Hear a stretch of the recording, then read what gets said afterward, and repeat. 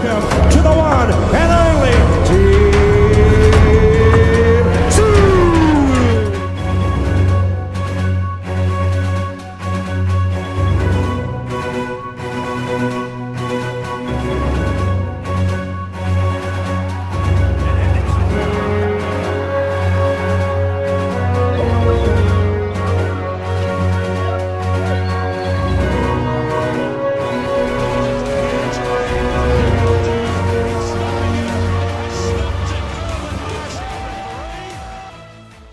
G'day guys, how we doing? Welcome to Talking Boxing. It is Monday, March the 9th, 2026. And just forgive me there, I'm a little bit... Oh, hang on. I'll just turn this down. I've got my questions up. So it looks like we've got a fair few in the chat tonight. So, of course, dry potato for today. So I'm going to make sure I've got my phone here with the live feed so I can see the comments as they come through because, they're, as always, right out of order here and I don't want to muck it up. So, welcome to the show. If you haven't been here before, it is what it is. You can see there, Talking Boxing. Fair bit to talk about tonight with Jai Pattaya winning today. What else has been happening? A little bit happening, hasn't there, I suppose? Tim Tszyu announcement tomorrow. So a hell of a lot going on. So as always, put your comments, questions, remarks, opinions, whatever it might be, in the chat, and let's talk some boxing. I just want to make sure that, I think we're all good for sound and all that sort of stuff. All right, and a big shout out to as well to the people that listen to this on Spotify. We have really good numbers on that every week and every day with the Walking Boxing. So thanks to everyone that tunes into that as well. All right, let's start with Ryan. Where are you, Ryan? Looks like you got a few comments there. Let's start with, wow, Jai looked amazing. Round 10 onwards was a highlight reel for Jai. Glanton, too tough for his own good. And new, is that another, that's the end of the comment or that's just the new? Oh, yeah, I suppose. And the new, Zuffa, world champion. I've got to say, we've got to discuss that as well. We've all been talking about it for the last 2 or 3 days. So I'm sure everyone's got an opinion on that as well. But yeah, did he look amazing, Ryan? I'm going to say no. I don't think he looked amazing. I think he looked good. But I suppose I've also got to take into account that first fight in the United States, big car, supposedly a big car, big platform, Zuffa, Las Vegas, all that sort of stuff, and then throw in the IBF stuff and a lot of other things happening. So I get that might have been weighing a little bit on him as well and maybe affected his performance. But did he look amazing? No, I don't think he did, Ryan. I thought he looked very good, very good. And Glanton was a very, very limited fighter, but tough as nails. One thing I did take away from the fight, I'm sure someone out there has already put it in the chat there. I thought it was way over-refereed.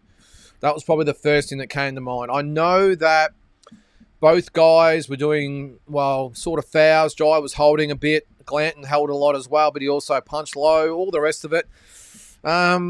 Yes, I think he had a lot to contend with the referee, with both guys. It was a bit of a scrappy fight. I thought when it opened up in those later rounds, as you said there, Ryan, I thought that Jai looked the best he did for the fight. But early on, I thought he was a little bit cautious early. I know that was probably a bit of a plan. Glanton would have been dangerous. Just wanted to feel his way through his first big event, all that sort of stuff, or big event overseas. Just thought it took him a while to get going, Ryan. And I just thought he looked, I said very good, just good, I suppose, but not amazing. Just my opinion. I'm so happy that he's got over this bump, the first fight, everything else. But I wouldn't go as far as to say he looked amazing. But, a very, very good performance by Jai, no doubt about that. Who else we got there? Asbot. Let's get my microphone out the road there. I see, what do we got there? All right. Sorry, this is going to be a bit of an exercise. Sorry, guys, because these are all over. I'll just read it out, I think. Where are we? All right. Asbot says, Jai's boxing skills, discipline, and ring generalship we'll say airtight. Enough said, says Asbot. Yes, no, it was. Look, he showed his boxing skills undoubtedly.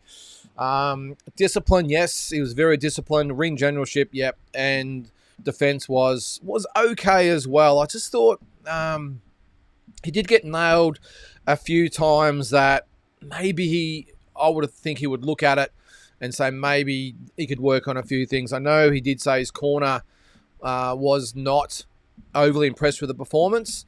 I think he's got a lot to work on. I didn't see today, and I know, as I said, there's a lot of mitigating factors involved. So I'm certainly not having a go at Jai or saying it was a subpar performance, but there was a lot of things I think he has to work on. But there was I think there was a lot of things that someone like a Zerto or a Benavides will be looking at saying, yeah, I can get this guy. He can be hit. Does go a little bit defensive sometimes.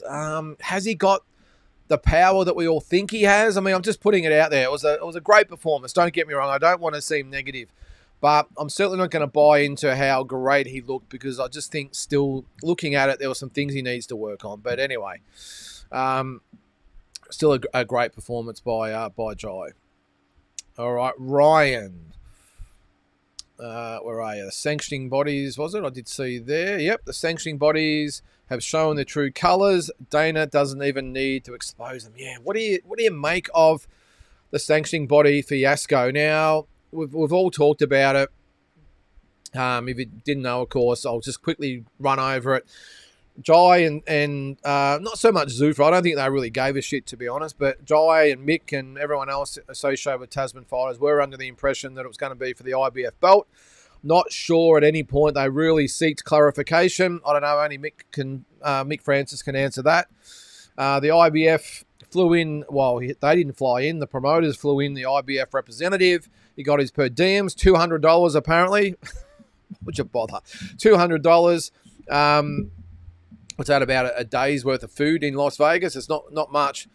And then jumped on a plane and went back to, I think, New Mexico or somewhere they said he was from. And the IBF weren't happy with the way the belt was portrayed. And all this, there's a lot of things going back and forth. I'll really love to hear the true story. I'm not sure we will ever know. But at the end of the day, the IBF belt was not on the line. Jai Patai still hopeful that it still might be, I suppose, salvage, but doesn't look like that's going to be the case. I think that belt is gone. So, where are you there? Who else was there? Ryan. Ryan, where are we there? Sorry, guys. We'll get to the other part in a second. Where is it there?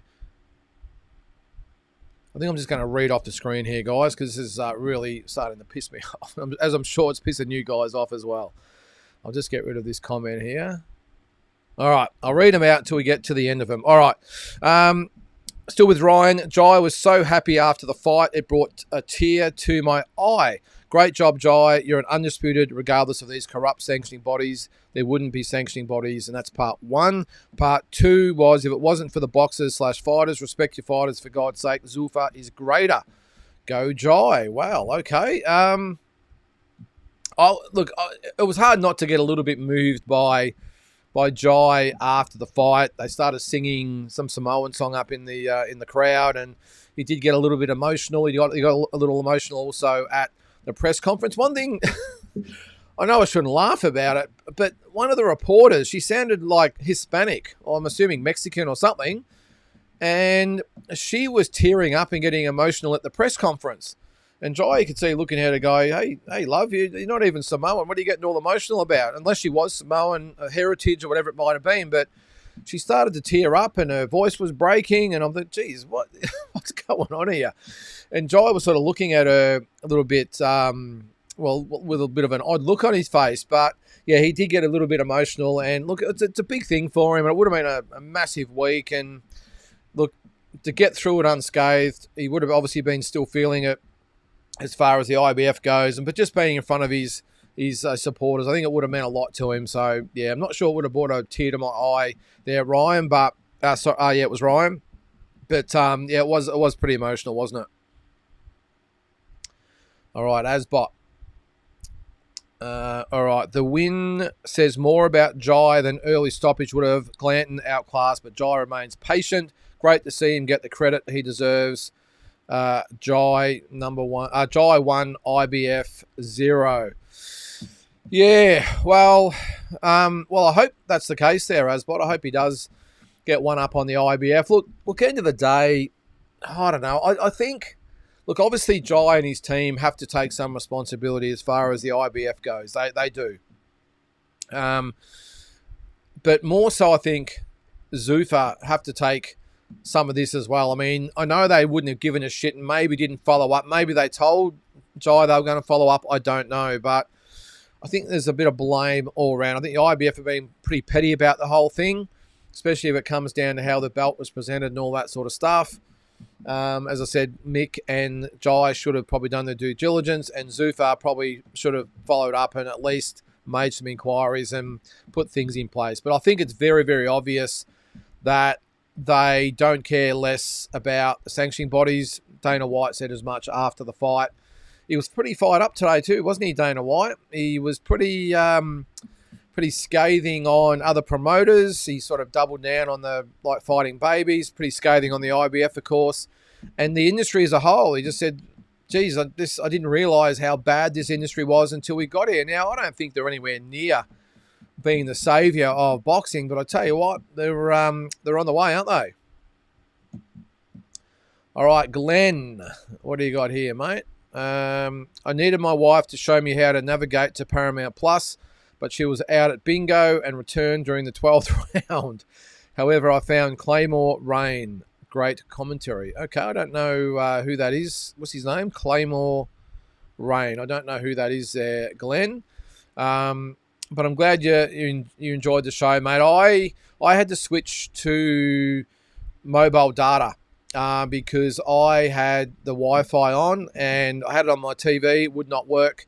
Had it on my phone, would not work. Had it on my computer, just would not work. It kept stopping and starting and freezing.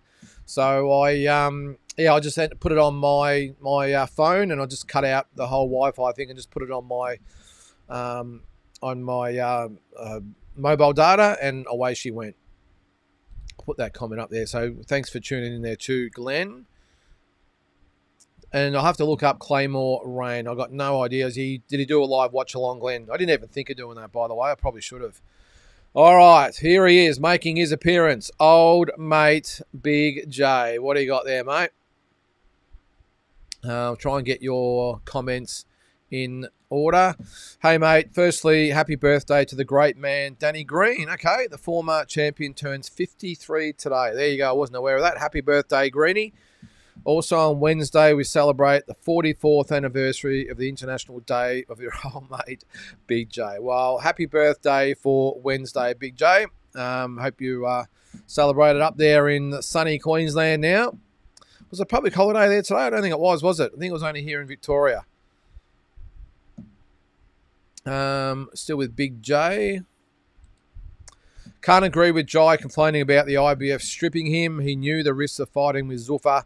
As they said many times, that they want nothing to do with the other bodies. So self-inflicted. Yeah, look, yeah, I'm with you to some extent there, Big J. As I said, I've said the last couple of days on Walking Boxing, I can't believe that at no stage apparently did Tasman fighters. I know it's not really Jai's position; he's the fighter, but I'm still trying to get my head around that Mick and whoever it was didn't sit down with Dana White and just sort this out with the IBF. Now, as I said, maybe it wasn't even up to Zuffa. Maybe they just said to Mick, hey, look, if you want us to pursue it, we'll pursue it. If not, we're not that stressed about it. If you want to clarify, you go clarify it with them. Because at the end of the day, it's not really on Zuffa when, I suppose if you break it down, it's on Tasman fighters and Mick Francis to sort this out before signing with Zuffa.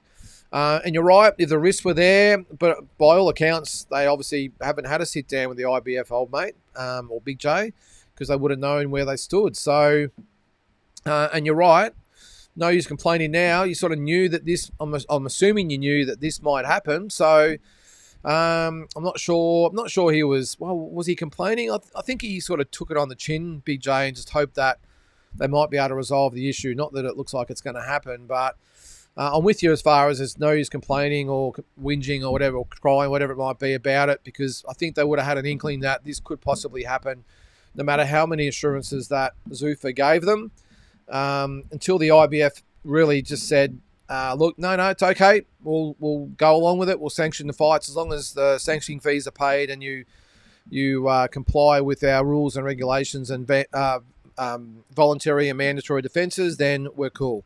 But by the sounds of things, mate, Big J, it doesn't sound like that's actually happened. I'm really looking forward to seeing what Mick Francis has to say sort of in the cold light of day. He did sort of comment today about a few things, but I don't think there was really any clarity over at Big J. They just said they were disappointed, hope to resolve it, but I didn't hear at any stage, well, we're disappointed because they gave us a promise that it would be all okay. I didn't hear that come from Mick unless I've missed something. So anyway, still with Big J. What do you got there, mate? Hang on, where are we? Hang on. I'll just read that out there. All right, so Jai dominated Glanton. A few holes have been shown. He's really got to get a unification bout next fight. I hope he was well paid by Zuffa to fight for the toy belt to give up the IBF. Well, look, it's not a bad point either, Big J. I'm with you. I'll just go back and see if I can find your original comment there, by the way.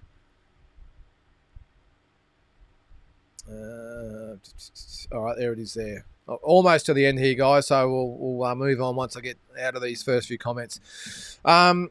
Jai dominated Glanton, a few holes. Yeah, he's really got unification fight. Yeah, well, I mean, there was talk after the fight today that the winner of Zerdo and Benavides is next, but why would it be? Why would Zerdo and Benavides now look towards Jai Pataya and say, he's the one we want to fight? The only reason you would think that Zerdo would want to fight BJ, gee, sorry, I'm looking at your thing there, sorry. A bit fussed with all these comments and that coming through. The only reason you would think that Zerdo would want to have fought Jai is because he had the IBF belt, if he wanted to unify. So I get that he would have, and he's probably been pretty adamant, hasn't he, that he's not really stressed about who Jai is and what he brings to the table, and probably didn't really want to fight him if he didn't really have to, and now he doesn't have to. I think he would have been pushed towards that way because he would have wanted the IBF belt, and unification fight obviously would make sense. So now he doesn't have to fight Jai if he doesn't want to. Benavides, well, again, why would he hang around at cruiserweight? He's probably got every reason now to say, well, this guy's still got to prove himself. Okay, he's had a win in America. Good on you. You got no belt, mate. So it's a big, risky fight, and I think he has acknowledged that he wouldn't mind fighting Jai at some stage. But if it comes down to it, if he beats Zerdo, he's got the two belts, WBA and WBO. If he's looking around, whether it's a move back to light heavyweight or whatever, he might say, well, this guy's got no belt. Why am I going to hang around for a big fight if there's no reason to? If it's just me defending my WBA and WBO belt, got to be a little bit more brought to the table. As good as Jai looked today, as good as it was for his profile, still not a big name over there. So he's a massive name to us here in Australia amongst our fans, but still over there, still unknown to some extent. So I wouldn't blame David Benavides for saying, gee, that's a really risky, hard fight. I'm not going to risk it if I don't have to, if there's no world title on the line, or from his end, not when I've got other options that I could pursue. So I just think they've lost a lot of leverage, Big J, Jai. And this Zuffa belt, and at the moment it means shit. It means nothing. It means zero. The only thing it means something to is now Jai, of course, and Dana White. No one else cares. And you're right. It's a toy belt. It's a plastic wrestling WWE belt, really. That's what it looks like. So I just think in all this, I really feel for Jai, because it's easy for everyone to say, well, it's got to be the winner of Zerdo and Benavides next, surely. That's the next big fight. Well, is it? If Jai now doesn't have anything except the Zuffa, maybe the ring belt, I suppose. David Benavides or Zerdo Ramirez might want the ring belt. Maybe that holds a little bit of leverage. But let's face it, it's the big four belts they're all after. And there's potential fights with Bivol or Better Beeve out there, or maybe Michelanian, now the winner of Zerdo and Benavides, looks at now rather than Jai. And then who fights for the IBF? It's probably Billum Smith and someone like that. There's talk that it might be Floyd Masson. So ironically, Floyd Masson could fight and beat Billum Smith, and all of a sudden he's our IBF Cruiserweight champion. It's just bizarre. So that's the only downside I've got with the whole thing, Big J, is that he's lost all leverage whatsoever that he had. Now that he hasn't got a belt, a real belt at this stage, those other guys don't have to fight him, and why would they? So, although I will say, based on today's performance, I don't think there'd be real feelings of fear through Zerto and Benavides. I would have thought they would have looked at today's fight. But yeah, okay, he looked all right. Certainly not the killer that everyone makes him out to be. So I reckon that's what they would have taken out of it. So I don't think it's going to be that. It's just going to be, is the risk worth the reward of fighting a guy that has no belt apart from this Zuffa plastic toy WWE belt? So we'll see, mate. All right. Oh, okay. Yeah. Hang on. What do we got here, Big J? The first crack at Jai. All right. Jai seems like a bit of a brat and a sook. Always complaining about the Oz media not getting behind him, yet rarely does media. Then crying about the IBF's decision, full well knowing the risk. Wow. Okay. I haven't really seen a lot of people take a shot at Jai Apataya, Big J, but I'm just wondering, how do you see him as a brat and a sook? I get that he does complain about the Oz media, and he has been a little difficult with some elements of the media in the past. I'm not sure that makes him a brat or a sook. I saw a really emotional guy today who just seems to carry the weight of the world on his shoulders, doesn't he? I will agree that maybe there's a little bit of complaining about the Oz media and doesn't give a lot back, especially in fight week where it really gets hard to approach. Crying about the IBF decision, I think it wasn't necessarily crying. It was just sort of voicing his disappointment. And I think he'd be disappointed and maybe a little bit pissed at his team for not sorting this out well in advance. But I think, yeah, a brat and a sook might be just stretching a little bit there, Big J. All right, looks like we've got still another one from Big J. All right, you're on a roll here, mate. Then we'll move on to somebody else.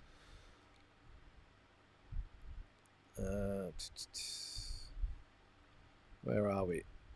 I could see it's a comment about Jai's heritage. All right. Where is it there? On the comments there. Sorry, guys.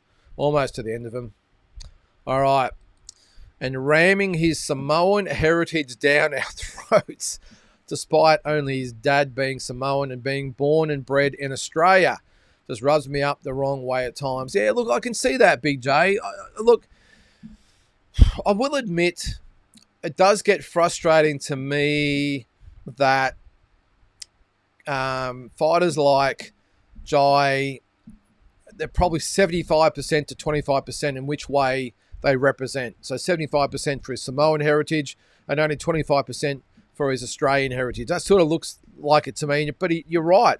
He was born and raised in Australia, represented Australia at international level, Olympic Games, all that sort of stuff. His mum is Australian, born in New South Wales. So I wouldn't mind seeing just a little bit more representation, I suppose, from the Australian part. But we see it same in America. I just saw it today. Emiliano Vargas representing Mexico must have won some baseball tournament or had a win in the Baseball World Cup or whatever it is. And he had the Mexico jersey on and is always more represented Mexico than... I was going to say Australia, Mexico, than the United States. Born and bred and raised everything in the United States. His father is actually also American. That's Fernando Vargas. Now, he was born in America as well, but he was the same back in the day. He had pretty much the red, white, and green on all the time. It was always Mexican flags and Mexican music, and he obviously looks Mexican. It's Mexican heritage. That's great. But it's not like, even in this case where Jai's dad was born in Samoa, Emiliano Vargas's dad wasn't even born in Mexico. But he keeps rolling with this Mexican narrative. So, look, I understand. I've got no dramas with flying the flag for dual citizens or dual countries or nationalities or heritage, whatever it might be that might be in your mix. But I want to see maybe an even mix. I mean, Jai is 75%, Emiliano Vargas is 75%. Even with like George Kambosos, I mean, again, born, bred and raised in Australia. Jim was born here in Australia. His grandparents were born in Greece. But he seems to represent Greece more than Australia. I saw it last weekend, Isaac head splitter Hardman.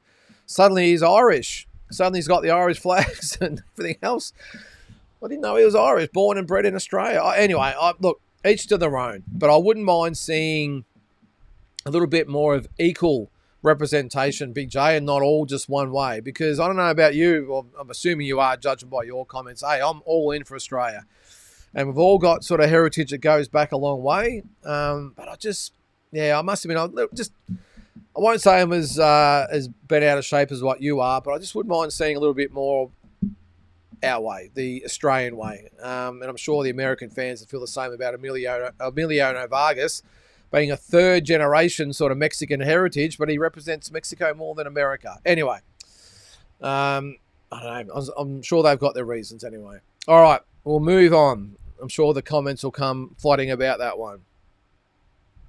Well, Asbot says, relax, Big J. Hang on, where's that comment there? Where is it? I'll read it out. All right, relax, Big J. I don't think he's ramming anything. Did it cross your mind that his Samoan DNA makes him the warrior he is? Yeah, I get that, Asbot, but I think he's still got a good point, though, Big J. I mean, he just... he's Big J is obviously a proud Australian, and would just probably like to see a little bit more love from whether it be Jai or George or whoever it might be. But anyway, I mean, in this day and age, mate, I mean, everyone sort of does their own thing, and each to their own. All right, what's next? I'm just going to go to the top here and just start working my way down because I cannot find these comments. All right, Drew. I smell BS on the positioning of the IBF belt and the disrespect saga. Jai, as champion, had the belt directly in front of him and the Zuffa belt that both fighters were fighting for in the middle. Yeah, I'm with you, Drew. I just thought it was... I just think the IBF were looking for any excuse to pull the rug out from sanctioning this fight. I think up until fight week, I think they were sort of reluctantly going along with it because so far... Well, up to that point, Jai and Zuffa and everyone else had probably done everything that they were supposed to have done. And it wasn't until it was at the press conference, wasn't it, where Jai, did he not have the belt or it was not in the right spot? I know the weigh-in, he had it over his shoulder, but whatever. But that's where the IBF suddenly got all bent out of shape about the positioning of the belt. Look, the other thing they did say was that they were under the impression up to that point from Zuffa that it was more of a trophy, more than more of a acknowledgement of what Jai was defending in the IBF belt. So the Zuffa belt was more, as I said, a trophy. And when it was sort of presented as being for a legitimate world title, that's sort of what they were sort of saying, well, if that's the case, then we can't sanction. I just think they were looking for any reason, Drew, just to pull out of sanctioning the fight. And that gave them the perfect opportunity to back out. So, look, I think it's pretty piss poor. But again, surely at some stage, Drew, and everyone else there watching and listening, surely at some stage there would have been a coffee or whatever from the powers that be. I'm probably pointing the finger at Mick, and I hate to do that because he's a friend. But at some stage, they would have sat down and said, right, we're thinking about signing with Zuffa. They're offering us big money, big opportunities. We want to do it. How does it affect the belt?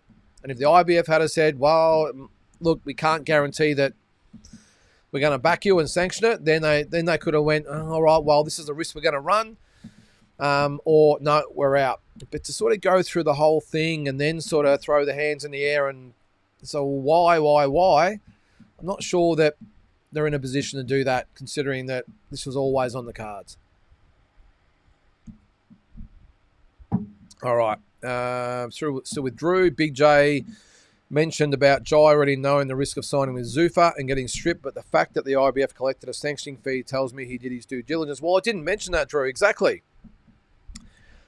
They did the due diligence. Now, Jai paid the sanctioning fee, so that tells you that he thought that they'd done everything right and they had the backing. The IBF official, for whatever reason, was sent. So someone from Zuffa would have had to have communicated with the IBF at some stage, because they would have had to have known the flight details for the IBF representative. They would have had to have booked him into a room. They would have had to get him his little envelope, which is always the first thing they always do, by the way. It used to piss me off when I was promoting. The representatives roll up, or the combat board roll up. It's not, "G'day, Lynden, how you doing? Best of luck for the night." It's like, "Where's my money? And I'm not doing anything until you give me my envelope." That was always the way. There was a couple of good ones. I remember Ben Kilty was always spot on from the IBF. He was awesome. But I don't remember many of the others sort of being that easy to get along with. So, but in this instance, I'm sure the IBF rep, as I said, would have had to have been contacted at some stage to organise all this. So what's he done? Rolled up, got his $200, then got the phone call to come home. And he didn't even have the I suppose, decency to give the $200 back. So forget the $200, by the way. Give Jai his 80 grand back. That's what he probably wants more than anything. And I think that Jai and Tasman Fighters would have every reason to say to the IBF, if you guys don't give us our 80 grand back, we're going to sue you. Like, well, if they've got to go along with it at the moment, with this whole stripping sort of thing, okay, it is what it is, and I'm sure they'll push for another belt or whatever it might be.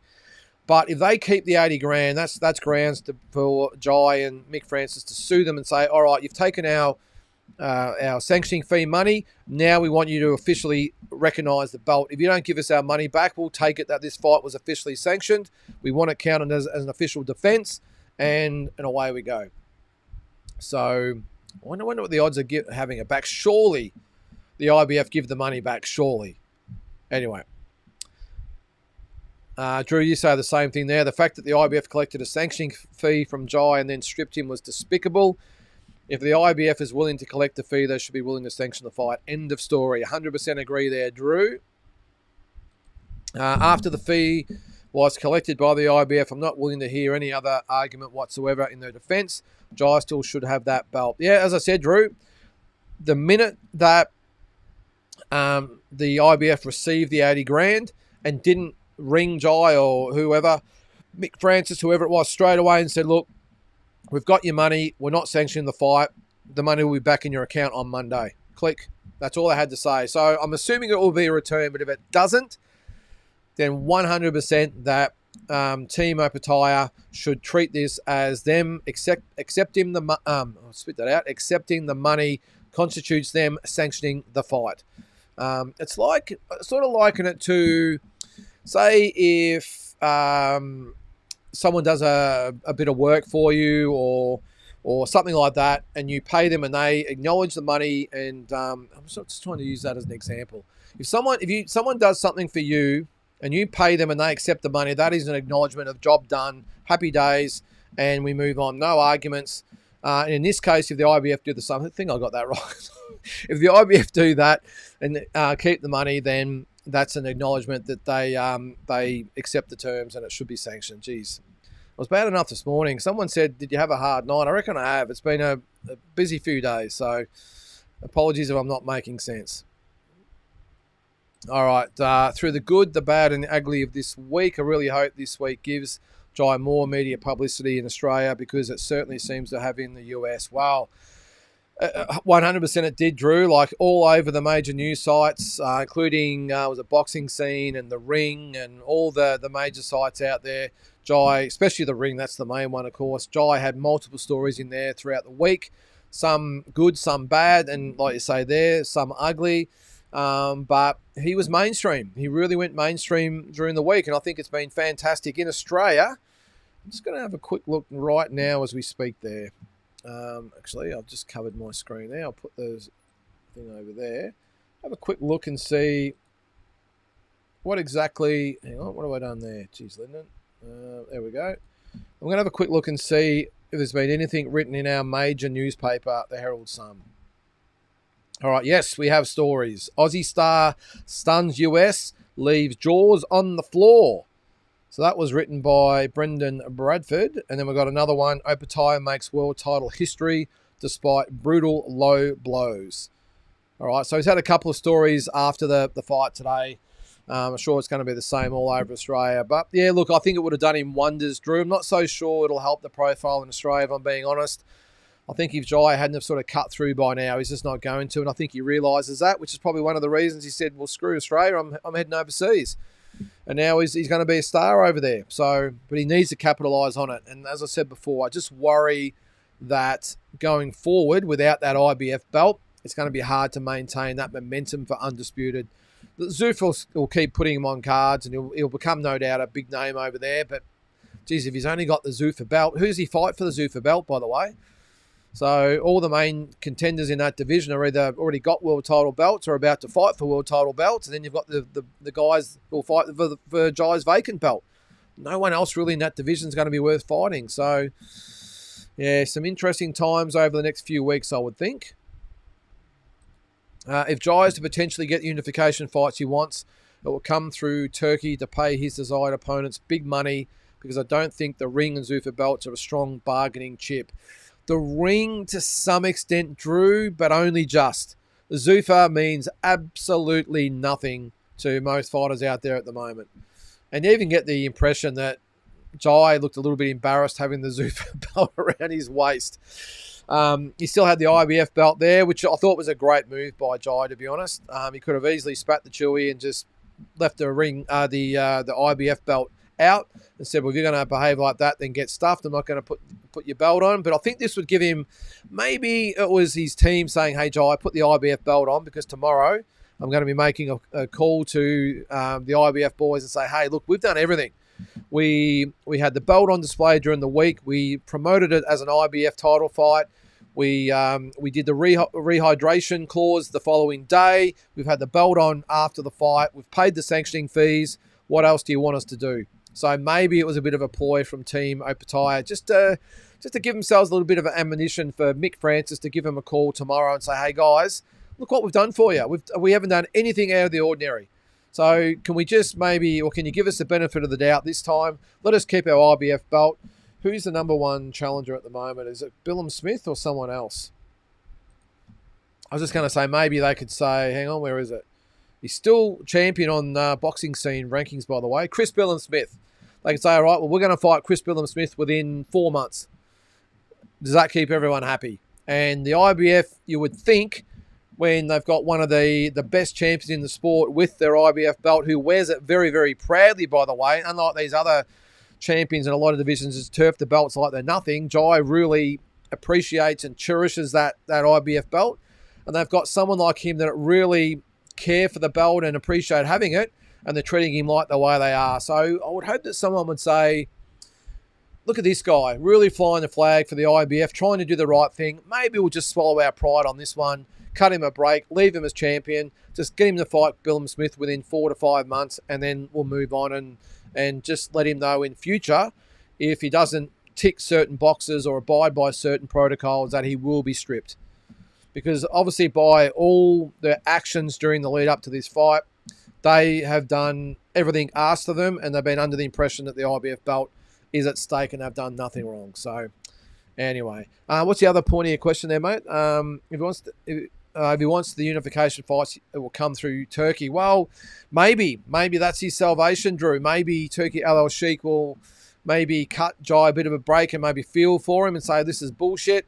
All right, Jai, well, we're going to get you another title fight with another organisation, and Turkey's going to stump up. So maybe it's Michelanian. Maybe if the IBF don't want to play ball, maybe they say to Michelanian, all right, we're going to put you guys on either a Zuffa card or a Riyadh season card, and we're going to make Michelanian an offer he can't refuse, and then Jai fights him for the WBC belt, and then we're back in the game. So, but I'm with you, Drew. That's maybe what it's going to take. But then do we have the same position with the WBC saying, no, we cannot have the WBC, the cherished green belt, up against such an inferior version of a world title fight? This is Mauricio Suleiman I'm trying to impersonate here. And is a question as well, does what happened with the IBF now give the other sanctioning bodies a bit of a leg up and a bit of a reason to puff the chest out and say, yeah, all right, the IBF have done it. We're now going to do it too, and we're all going to band together and make life as hard as we possibly can for Zuffa, keep all the best fighters in the mix to fight for our belt, and really downplay the significance of the Zuffa belt and maybe put a little bit back on Dana White, who has complete contempt for pretty much everything boxing the way it's run at the moment. That's pretty obvious, especially the sanctioning bodies and the promoters as well. Maybe it might be an opportunity to push back at Zuffa and say, we want to play that way. Well, we can play dirty as well. All right, so we're not going to sanction any fighter that wants to fight for your belt, which is going to make a lot of those current champions. I mean, look at some of the stars of the sport. Well, all the biggest stars of the sport have those belts. And are they going to really go, oh, do you really think someone like a Nate in a way is going to look at, or an Alexander Usyk's going to go, oh, what, you mean I've got to give up all my belts to fight for that? Now? I mean, 5 to 10 years' time, it might be a different story, but they've got to get momentum and get... It's one thing to have Jai on the books, but Jai is still not a big name. Conor Benn, big name, but not an A-grade fighter.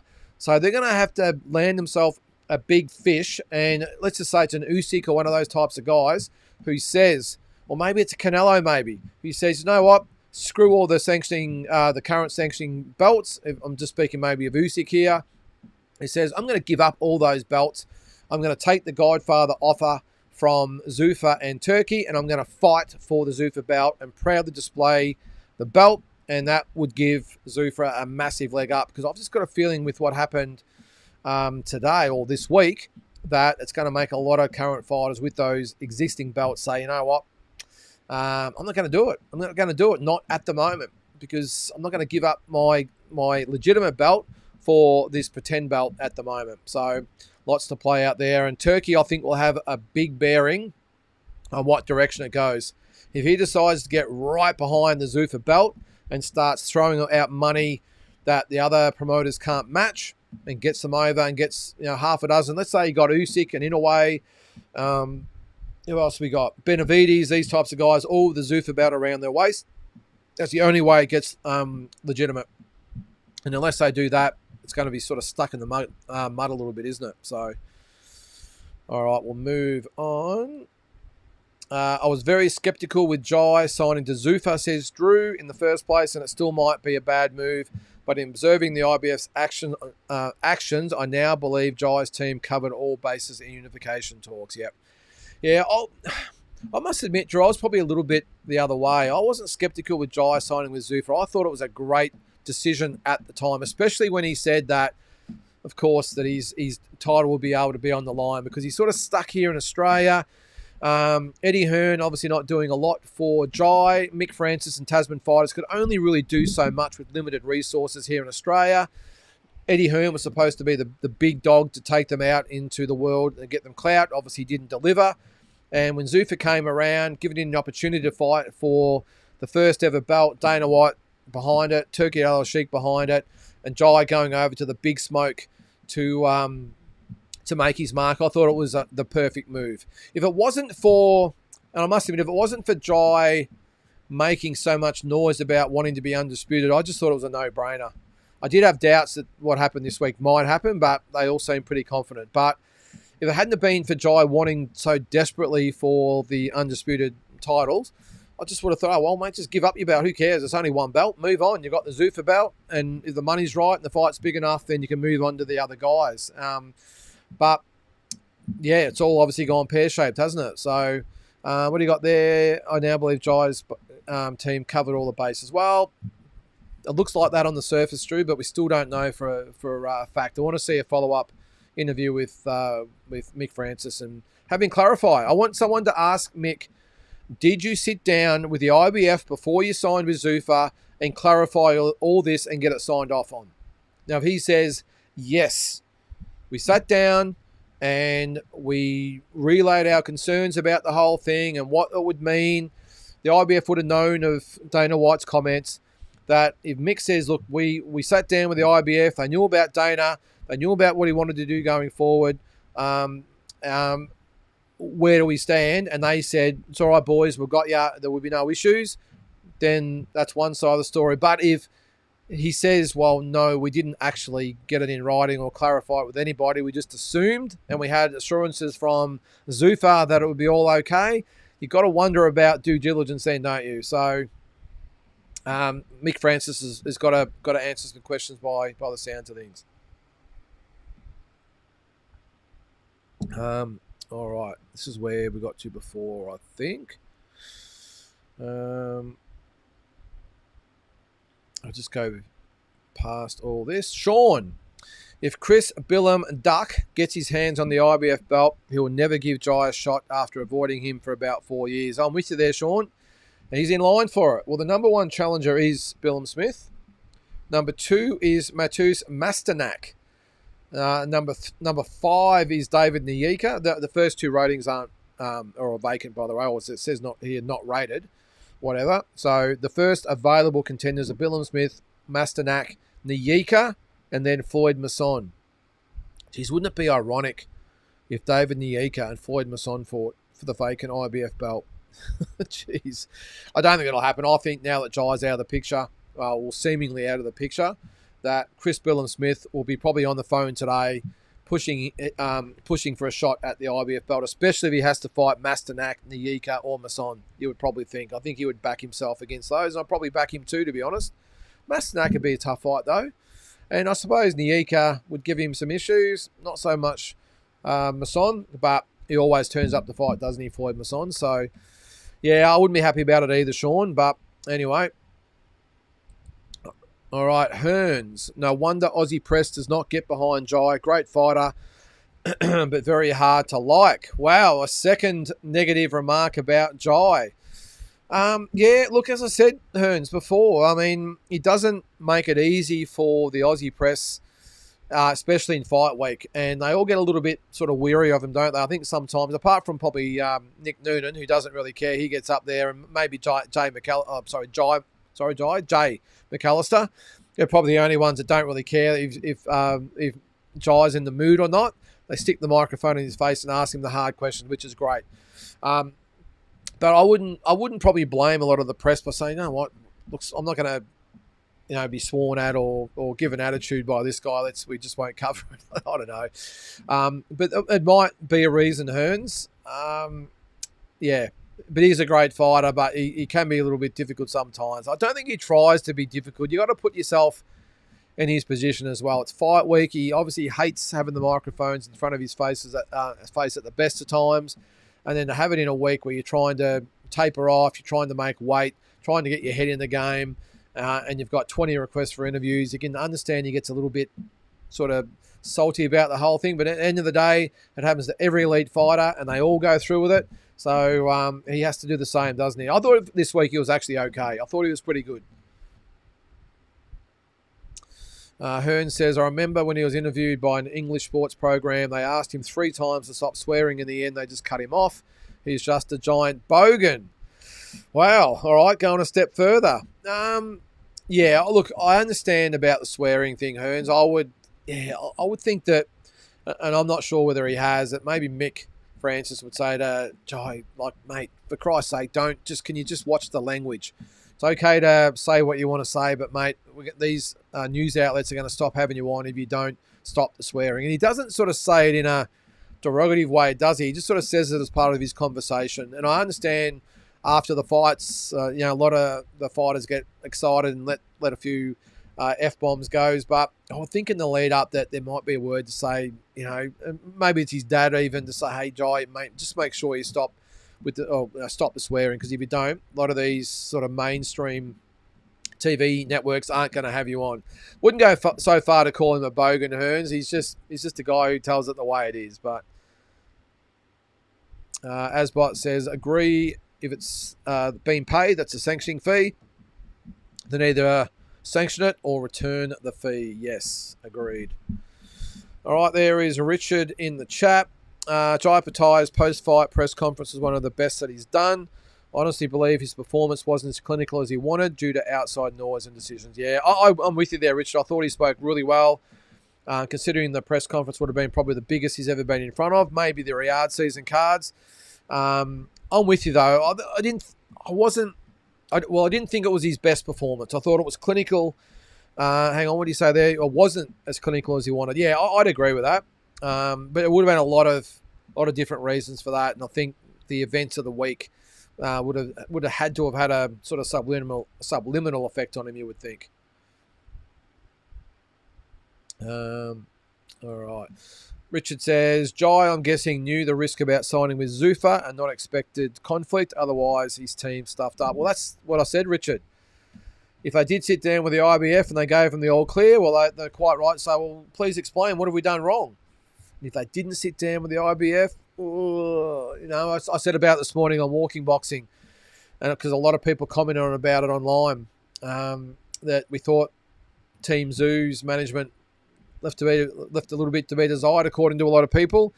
How does this measure up with that? Which is bigger, what happened with Tim or what's happened with Jai, if that is the case? So, yeah.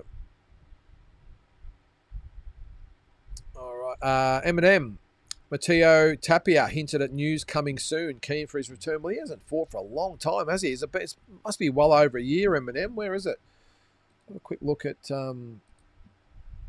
BoxRec. It has to be over a year, doesn't it? For no other reason. I didn't know whether he was injured or... Look, I'll be honest with you too, Eminem. I think Matteo's a very good fighter, but is he good enough to win a world title? I'm just not so sure, mate. I'm just not so sure. I hope he gets a shot. Where is he? Last fought in March last year against Vorobev. And before that, he had the draw against Saavedra, which I thought he was very lucky to get against Saavedra. Where was that? Isn't it funny? That was in Orlando. So 2 no-limit fighters, and they fought in Orlando. Although that was on the Team Zoo undercard, wasn't it? Which probably makes sense. All right, well, hopefully it's big news, Eminem. All right, Richard.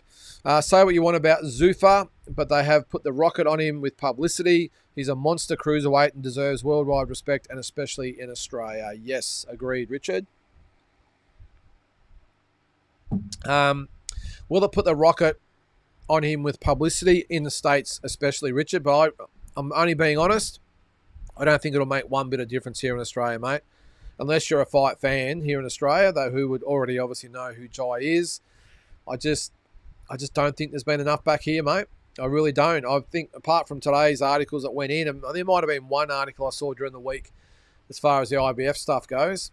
But apart from that, it wasn't really anything about the fight at all. So, unfortunately, as we all often say, unless your last name ends with Zoo, you're up against it, aren't you? So, all right. Claire Brennan, how are you, Claire? Sorry, but I don't see Jai ramming Samoan heritage down anyone's throat. He acknowledges both Australia and Samoa in every interview. Yeah, good point, Claire. Not his fault that there were Samoan flags in that crowd and no Australian ones. That's also a good point, Claire. Look, you couldn't see a lot of the crowd. I'm not, but you're right. I don't recall seeing an Aussie flag in there. A lot of the Samoan flags, and you are right. He does acknowledge Australia and Samoa, but I suppose it just comes down to, well, look, each to their own. Everyone's going to have their own opinion. I won't enter in it. We'll move on. All right, Eminem. Tim Zoo fight announcement tomorrow. I wonder who the opponent is. Normally it's leaked by now. Has anyone heard anything? Oh, I saw something at one stage, Eminem, about it. Where was it? I'm not sure. I haven't heard. I just saw it somewhere. Dennis Nerja was mentioned as a possible opponent. Now, this was on, it might have been a post or something somewhere, a comment, whatever it might have been, that it's a guy named Dennis Nerja. Now, I had no inside word. And Mike Altamore, if you're watching, you should have filled me in. We only spoke last week and he didn't say anything about it. Now, if it is this Dennis Nerja, again, I have no idea, but I'm just going by what I heard or saw, more importantly. All right, so he is an Albanian with a record of 20-0 with 9 knockouts. So that's not really an inside word. It's just what I've seen or heard somewhere. So take it as you will.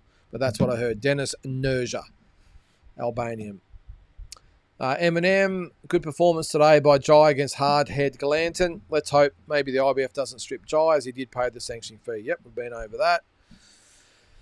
Jai stated in an interview a few days ago that 6 other Tasman fighters have signed with Zuffa. Yes, I did see that, Eminem. And more importantly, if you watched the press conference today, Dana White said he has shows planned for Australia. So not only will we see Zuffa in Australia, we're going to see Matchroom as well. So No Limit, Matchroom, and Zuffa all coming to Australia. Jeez. So no wonder, and obviously that makes sense, Jai obviously being the main draw card, but why they would sign 6 other Tasman fighters. Now, the 6 fighters, who are they? Max McIntyre, Ben Marnie, maybe Jason Maloney, maybe Andrew Maloney, who would fit the bill perfectly, by the way. Who else have they got on their books? Tasman fighters. Is it one of the... what's his name? Akuso brothers? Who else is there? Just trying to think. But you would think that... Oh, Connor Wallace might be the other one. That makes a lot of sense. Could that be the 6? Could it be Connor Wallace, Max McIntyre, the 2 Maloneys, not that Andrew's with Tasman. Did I say Ben Marnie? So Max McIntyre, Ben Marnie, the 2 Maloneys, and Connor Wallace is 5. Is there another one I just said? Can't remember. Anyway, well, that would make sense to Simon Zuffa, and they would all be on Jai Opetai's card. So what it means is that Mick Francis wouldn't have to be putting on shows over here to keep his guys busy. Zuffa will simply do it instead. They do a show every few weeks. Makes sense. He did say they were going to go international, so there you go. That would make perfect sense, Eminem. Good call. Big J, how can the IBF collect a fee and strip Jai? Yep, BS. It's either untrue or Jai should sue the IBF. Yep. Did you happen to tune into the IBC event on the weekend? Another destruction by Hardman and one hell of a KO by Luke Medini. No, I didn't watch it, Eminem, but I did see the knockouts on social media. Oh, just brutal, aren't they? So especially the Luke Medini knockout. And this is what's probably going to happen a little bit with the sort of the really good boxers who are turning to it. And you're seeing it with Hardman as well, the head splitter. That the brawling guys are doing exactly that. They're just trying to brawl. But the thing is with the brawling, unlike MMA, they can't sort of grab them and put them on the ground and negate the boxing skills. They've actually got to stand up and fight these guys with their hands.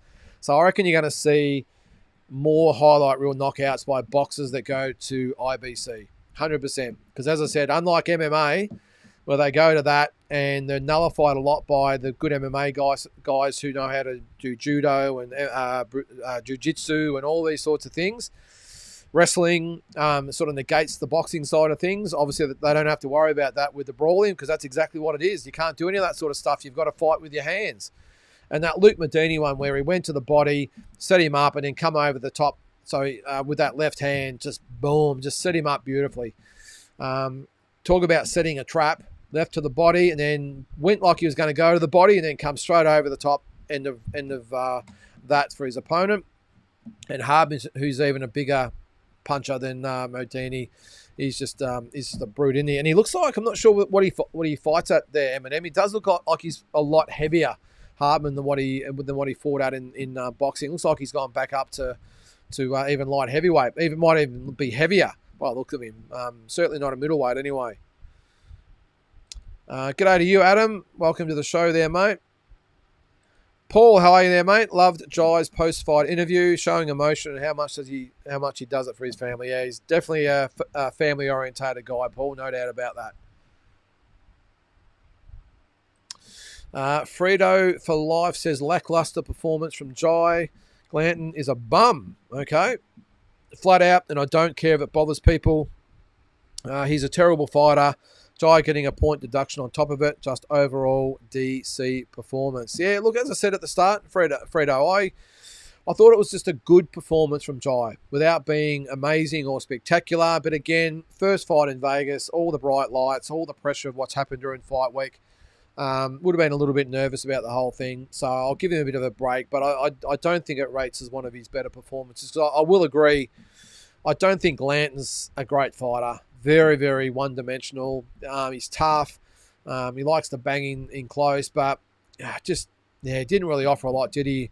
But again, I just think Jai's whole plan was to maybe just box from a distance, look good, don't get too caught up in a firefight, and just win a points decision unless the opportunity came, and just get through unscathed. So it wasn't his greatest performance, but at least he got through. That's the main thing.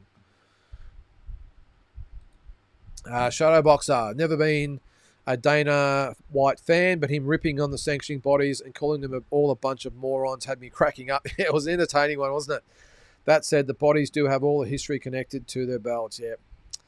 And look, the thing is, though, Shadowbox, it's one thing, and I'm with you. I actually had to have a laugh when I was watching it, and I thought I agree with a lot what he was saying. But how does it affect his stable, including Jai, and the relationship going forward with the sanctioning bodies? So this again goes back to my point of other established or current world champions with those 4 belts looking over at Zuffa.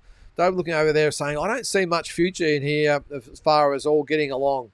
I think, if anything, Dana White's more than anything just drawn that line well and truly in the sand and said, we're on this side and the sanctioning bodies are on that side. So I think, if anything, I'm with you there, Shadowbox John. I agree that him ripping the sanctioning bodies was funny, and and he was probably right with a lot that he said, but what does it do for his fighters and his organisation and relationships going forward with those sanctioning bodies? Because those sanctioning bodies will be sitting back looking at Dana White and saying, all right, that's the way you want to be.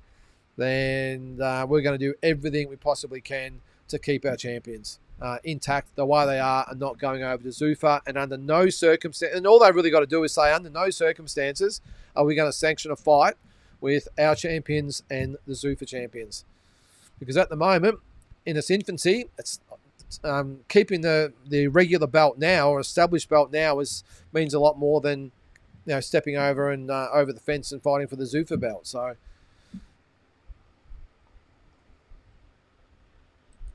All right, Frito. Opatai just needs to move to heavyweight and fight Effie Jagba. He's with Zuffa. Yeah, it could be on the cards. I don't think it's going to happen, though, Frito. I think Jai will do everything he possibly can to stay at cruiserweight. But again, I'll say it. What happens? If Zerto or Benavides, whoever wins that fight, let's just say it's Benavides, if he doesn't want to fight Jai, he doesn't have to. I mean, he didn't have to fight him anyway unless he wanted to unify. But he might say, well, the guy's not rated. Sorry, not rated with any organisation now. Is with Zuffa. I'm not interested in Zuffa. Not going to happen. Michelania might say, oh, I'd like to fight him, but if I fight him, I'm going to lose my WBC belt. And I'm not going to do that. I'll take my chances and fight either Zerto or Benavides. And Chris Billum-Smith with... now, is he with Eddie Hearn or not? I thought he was. He's not, is he? Is he with Frank Warren? Either way. But either one of those promoters aren't going to play ball with Zuffa. So if Billum-Smith does happen to get that IBF belt, well, he's not going anywhere either. He's not going to fight anyone from Zuffa. So it's, this whole thing's caused a major sort of spanner in the works for all concerned, especially Jai. And unfortunately, him being the test case, he's might be the one that bears the brunt.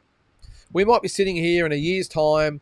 They might have Jai, they might have Connor, they might have a few others that they sort of get over, but no massive names. But they might have 180, 190 of all the prospects we saw today. And they weren't bad fights. They were okay, but I didn't see anyone on there that looked like they were going to be a superstar. So they might have 180, 190 of those type of fighters all fighting these undercards and all fighting amongst each other for ratings and all this sort of stuff. But they don't have any superstars.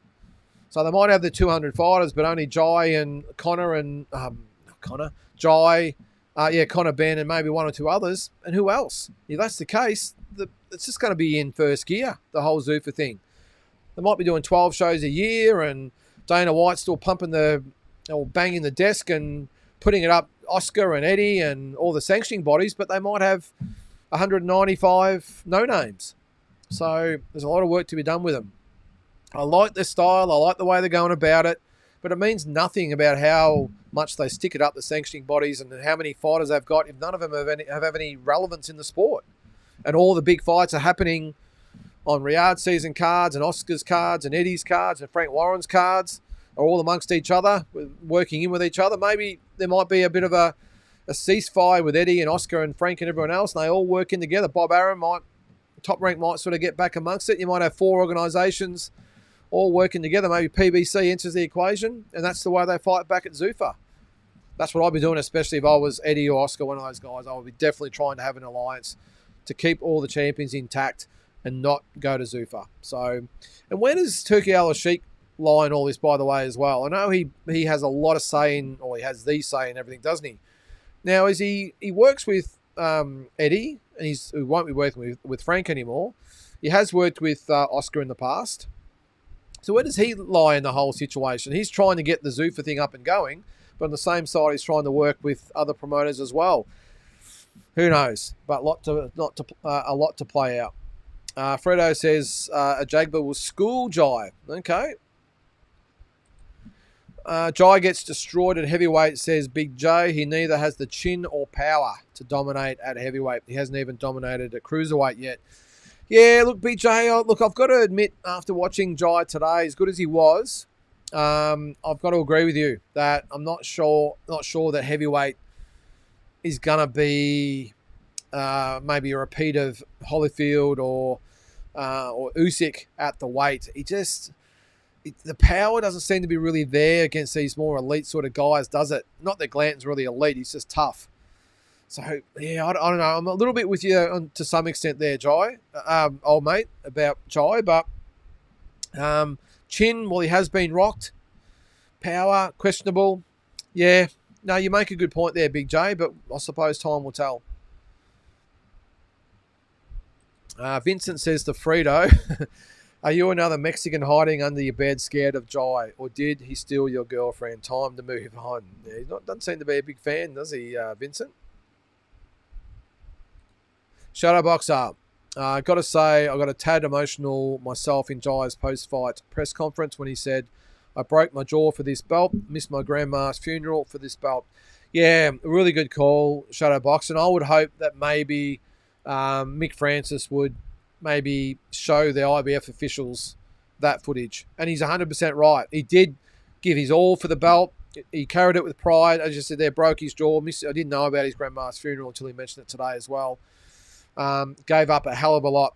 Probably could have just, after he lost it the first time, could have went, oh, well, stick your belt or go and have another one. No, he wanted the IBF belt back. And fought Breedis a second time to get it. So, yeah, it is rough in my opinion, from the IBF to not give Jai the benefit of the doubt in this occasion and to say, all right, okay, but this is what it's going to be like going forward. Okay, we're going to let you have the defense on this one. You've already paid your fees, everything else. You've abided by all the rules. We'll let you have this one. However, going forward, if it's a Zuffa promotion and they don't do this, and this, we're not going to sanction it. At least he knows. I just think he deserves the benefit of the doubt. He's defended the title 7 times. Today would have been the 8th. Beaten Breeders twice. As I said, broke his jaw, missed funerals, all that sort of stuff for the belt. I think he deserves the benefit of the doubt. But whether the IBF will bend is another story. All right, Big Joe, there's a statement on the IBF website that clears up the Jai saga. Okay. Is it a long, drawn-out one there, Big J? Hang on. Do they have a website? International. All right. International Boxing Federation home. What do we got? Let's see if there's anything on there. Latest news. All right. When was that? March the 6th. No, it's 3 days ago. Is that the one you're talking about, Big J, the statement? It's a pretty long one, so we probably won't. It's all the same stuff that's been quoted from all the other news sites, as far as I can see there. Yep. Yeah, nothing. Nothing there that I haven't read all week. Joseph Walton, how are you there, Joseph? Calling any fighter a bum is super wild. I guarantee you would never say it to the face. I'm with you there, Joseph. Don't call fighters bums, especially if you haven't been in the ring. So I'm with you there, mate. I probably should have mentioned that before, or pulled whoever said that up before. So apologies about that, because you are 100% right. What's that, Shadowboxer? She was Samoan. Oh, okay. That was the reporter. Sorry about that, Shadowboxer. She sounded Mexican or Hispanic. So apologies. I'm sure there would have been a lot of Samoan Americans over there, or American Samoans, whatever they are, that would have been in the same boat, Shadowboxer. So I apologise to the reporter and all the Samoans out there. Adam, if Jai went hard and broke another jaw or a brutal KO, that would be harder for him to get another title fight. He's already avoided from other fights or other fighters with belts. No, look, if he had kept the IBF belt, Adam, that was probably the main thing. I don't think it would have mattered what type of performance he would have put on. I mean, the other opponents would have just been looking at the belts. That's all they're after, and that's what I said before. Without the belt, I just wonder how attractive he's going to be for the other elite cruiserweights out there. I would say again, I don't think I saw anything today that would have sent fear through, the bones of Benavides or Zerto. I really don't. It was a really good performance, but it was just a good performance, as I've said a few times. But if he had an impressive win, I don't think so, Adam. I just think they would have said, oh, well, impressive or not, he's got the belt, and that's what we want. And that's the fight that the fans want, so let's do it. The fact he's got no belts just nullifies everything. BJ, the Yanks are not that impressed with Jai's performance. Irrelevant, they never are with Aussies anyway. Good point. But it's not looking good if he fights Ramirez or Benavides or the WBC champ. Yeah, I'd give him a really good chance against McKaylee and Big J. A really good chance of beating him. Ramirez and Benavides especially, I would say 50-50 with Zerto. I would say 60-40 in favour of Benavides right now if I had to put them against each other. So Benavides to me is just a different beast. He really is. I would love to see Jai fight Benavides. I really would. But if I'm being completely honest, I think it'd be, as I said, 60-40 Benavides' way. Yeah, I forgot about this one. Jason James. Glanton's hematoma was savage. It looked like he snorted a chicken leg. Brutal. Yeah, did we see actually what caused it? Was it a headbutt or something? If you didn't say, it was a massive, big sort of, growth on his forehead, wasn't it? I'm surprised it didn't split open at some stage, Jason. Imagine what that would have looked like. But yeah, it wasn't good. It reminded me of, who was it? The heavyweight from years ago. Was it Rahman? Was it with him? One of those heavyweights anyway had that big, massive egg on his head. Mark says, Jai's team got played by Dana. His manager needed to be a lot more switched on, in my opinion. Yeah, you are right, Mark, if that is the case. Now, if Dana told Mick Francis and Jai Pataya that it was all good and it was all kosher and everything's under control, then they'd probably have to feel a little bit aggrieved by Dana. But if Dana just played along with the whole thing and Mick and Jai didn't follow up themselves, well, again, have they only got themselves to blame? I don't know. It's a tough one. But Dana, while he did say the IBF, or a bunch of morons, whatever he said, he didn't seem too fussed about the whole thing, if you ask me. He's like, I can't believe they did that to Jai. There was no outrage because you know what? He doesn't give a shit. He doesn't give a shit. He would even say to Jai, hey, and Mick, hey, just pull up. Enough. You signed with us. You knew there was going to be, there might be some curves in the road. This is a curve. You're with us. We've done this for you and that for you. We're going to do this and that. So just hush up and put your big boy pants on and let's move on. You get the impression that that's the way Dana would be talking to Mick and Jai. Not maybe in those words, but along those lines where you just say, hey, harden up, boys. It is what it is. We don't like what's happened, but you're with us now and you're going to have to let that go because we're only moving forward. We're not looking back. That's what I think Dana White would be saying to Mick and Jai. Shadowboxer says to Big J, which Yanks aren't impressed? I'm seeing mostly good things on all the main YouTube channels. Haven't really had a chance to have a look at them yet, Shadowboxer, but I will. Yeah, I'm with you. I thought a lot of the comments from what I saw just on the live feed and all that sort of stuff was really impressive. The Yanks were really impressed with Jai. Tell you what, who was impressed was Max Kellerman. Is this guy the biggest suckhole you've ever seen in your life? Fair dinkum. I used to really like Max Kellerman, but Jesus, I've got to turn the volume down when he talks now. It is absolutely sickening. Hear him just carry on with just absolute drivel. Fair dinkum. Shadowboxer, that Zuffa belt looks terrible. Looks like some Kmart plastic BS. Well, I'm with you there, Shadowboxer. I just reckon it looks like some cheap plastic WWE pretend belt. So, I mean, look, all black. I know they're trying to get right away from the traditional belts. What have we got? Green, we've got brown, we've got red, what is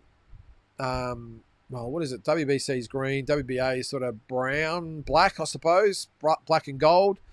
The WBO and IBF are both sort of red, maroon, and gold. So I see they're trying to get away from all that, and just go with the black, but maybe another colour would have been good. Anyway. What's that? Nick Teen. Sunny Queensland has been raining solid the last few days. Flood warnings everywhere here. Sorry, Nick Teen. Didn't realise the weather was so bad up there, mate. Drew.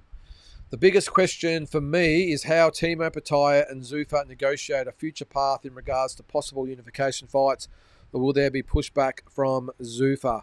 Well, as I said, Drew, I would think that Dana White would say, I think Dana White will, I'm not sure whether he'll do it himself, but I think he would sit down with probably Jai and Mick tomorrow and say, all right, well, maybe talk about what's happened during the week. During the week, I don't think he would have cared. It would have been, mate, we've got a show to put on. I'm not interested in that now. The ball's in their court.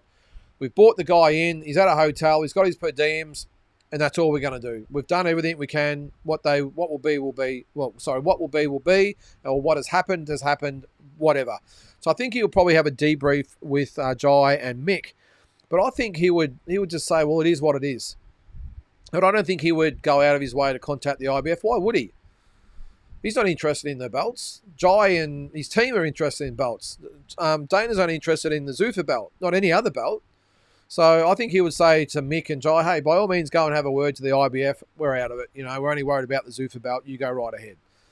And if, I think, what do you got there? The question is, do they negotiate a future path? Well, I just think Mick and Jai will probably go to the IBF and maybe do their best to get, as I said before, maybe this one quashed and they can move on and have him reinstated as champion, or not get stripped at all, because he's still the champion on their website. But yeah, I think it will be in the court. I don't think Dana White will have anything to do with it. I think he'll just wash his hands and move on. But he'll say to Jai and Mick, hey, by all means, go and sort it out with them, but we're not changing. This is what it is, and you're with us, you sign with us, and this is the way it's going to go. And I'm sorry that the IBF, probably wouldn't even say he's sorry. But you say, hey, I feel for you that the IBF didn't come through for you. Not our concern. Okay? So we're moving on. And you're coming with us. So you're going to have to get over this IBF stuff, because it is what it is. That's what I think Dana would be saying to them. Yeah, Richard, it does look a bit like the UFC belt, doesn't it? So Big J is another one. Sunny Queensland. Bullshit, it's been pissing down for 2 weeks thanks to this bloody cyclone. Had to cancel my skydiving jump this weekend. Well, sorry, Big J. I wasn't aware of Queensland's weather, okay? I'm only concerned about Victorian weather at the moment. We've got a few issues down this way, in case you haven't heard. All right? The government down here are absolutely bloody got us by the kahunas, and they're not letting go. To the point where I want out of this state. I just don't know where to go. And I'm not going to Queensland because there's too many Victorians up there already. All right? So I'm not going up there. Last thing I want to do is go to Queensland and live in a community of other Victorians. All right? I'm like, how's Western Australia? Is anyone from Perth? I think the Perth area looks pretty attractive over there. Not a lot of people over there. It's a long way from Victoria. So anyway. But forgive me if I don't know the weather up in Queensland, Big J. All right. Polly the Farmer. Change the subject here. All right. Good on Andrew Maloney taking on Garcia for such little money. I think Garcia tried to stooge Andrew so they could get the BAM fight. Hopefully Andrew can get a title, then a payday. So we didn't know, is it Cometa Promotions won the purse bids for Andrew's fight with Willibordo Garcia. Now, the winning bid was $315,000. So the champion, which I cannot believe, gets gets 85%, which works out to just under 268,000 American dollars, which leaves Andrew with just $47,000 American. So you would probably say that's about 65,000 Australian. Now, that is just absolute chicken feed. We know that. I'm sure Andrew and his team knows that. But I think you are right there, Polly. I reckon they've tried to price Andrew out of it. I don't know. I'm sure, though, doesn't it come down to the IBF? Okay, I don't know all the rules and regulations. Isn't there a stipulation if it's like an IBF title fight, there would be the champion gets X percentage and the challenger gets X percentage. Maybe that is 85-15. If it is, that's completely wrong. It should be probably 60-40, maybe 65-30. Well, probably 65-35. I think would be probably par for the course for the champion to get 65%. So that's 2/3 of the purse, and the challenger gets 1/3. But in this case, 85% to 15. That is ludicrous. But I can see what Andrew and his team have done here. They're probably thinking, hey, we'll just take a hit on this one, mate, next to no money. Hopefully win the title, win the belt, and then we'll get the payday against Bam. So everyone that's having a go at Andrew at the moment, saying he's standing in the way of a unification fight and blah, blah, blah, blah, blah, will put yourself in his position. This is probably his last crack at it. He doesn't know what's going to happen if he allows Garcia to fight Bam.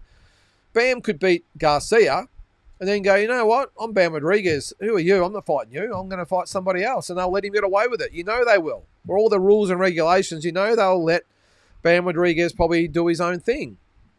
So Andrew might be waiting on the shelf, waiting for that fight to happen, waiting to get the winner, and it might not ever happen. So I'm all for it. I agree with rolling the dice now. Take the fight with Garcia for little to no money, win the belt, and then hopefully it's Bam Rodriguez for all the belts and at least probably $1 million payday.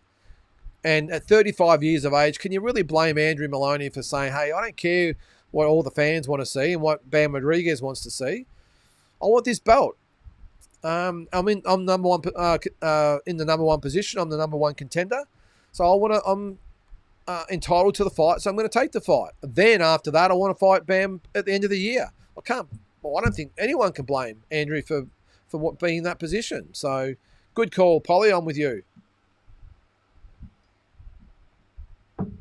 All right, Shadowbox up. This is the Big J. I'll never get why you get triggered about Aussie boxers and their heritage. It's half his bloodline and lineage, family history. His daddy's trainer, for God's sake, too. Yeah. Look, each to their own, Shadowbox. I think I completely see Big J's point, but also see your point, and whether it be George, Cambosis, Stripe Pataya, whoever. But each to their own. Everyone has their own opinion on it, and I'll let you guys sort it out. All right, 8-0. IBF doing all the work for Zuffa in highlighting the nonsense these governing bodies get away with.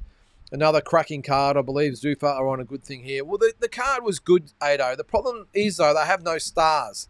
So I was watching the fights today, even though I was having all sorts of dramas with the internet and everything else, or the app, whatever it was. I think it might have been their app, by the way, because everything else streamed okay and I had no dramas with the internet, but it just would not work. So that's why I switched to just a mobile data and watched it that way.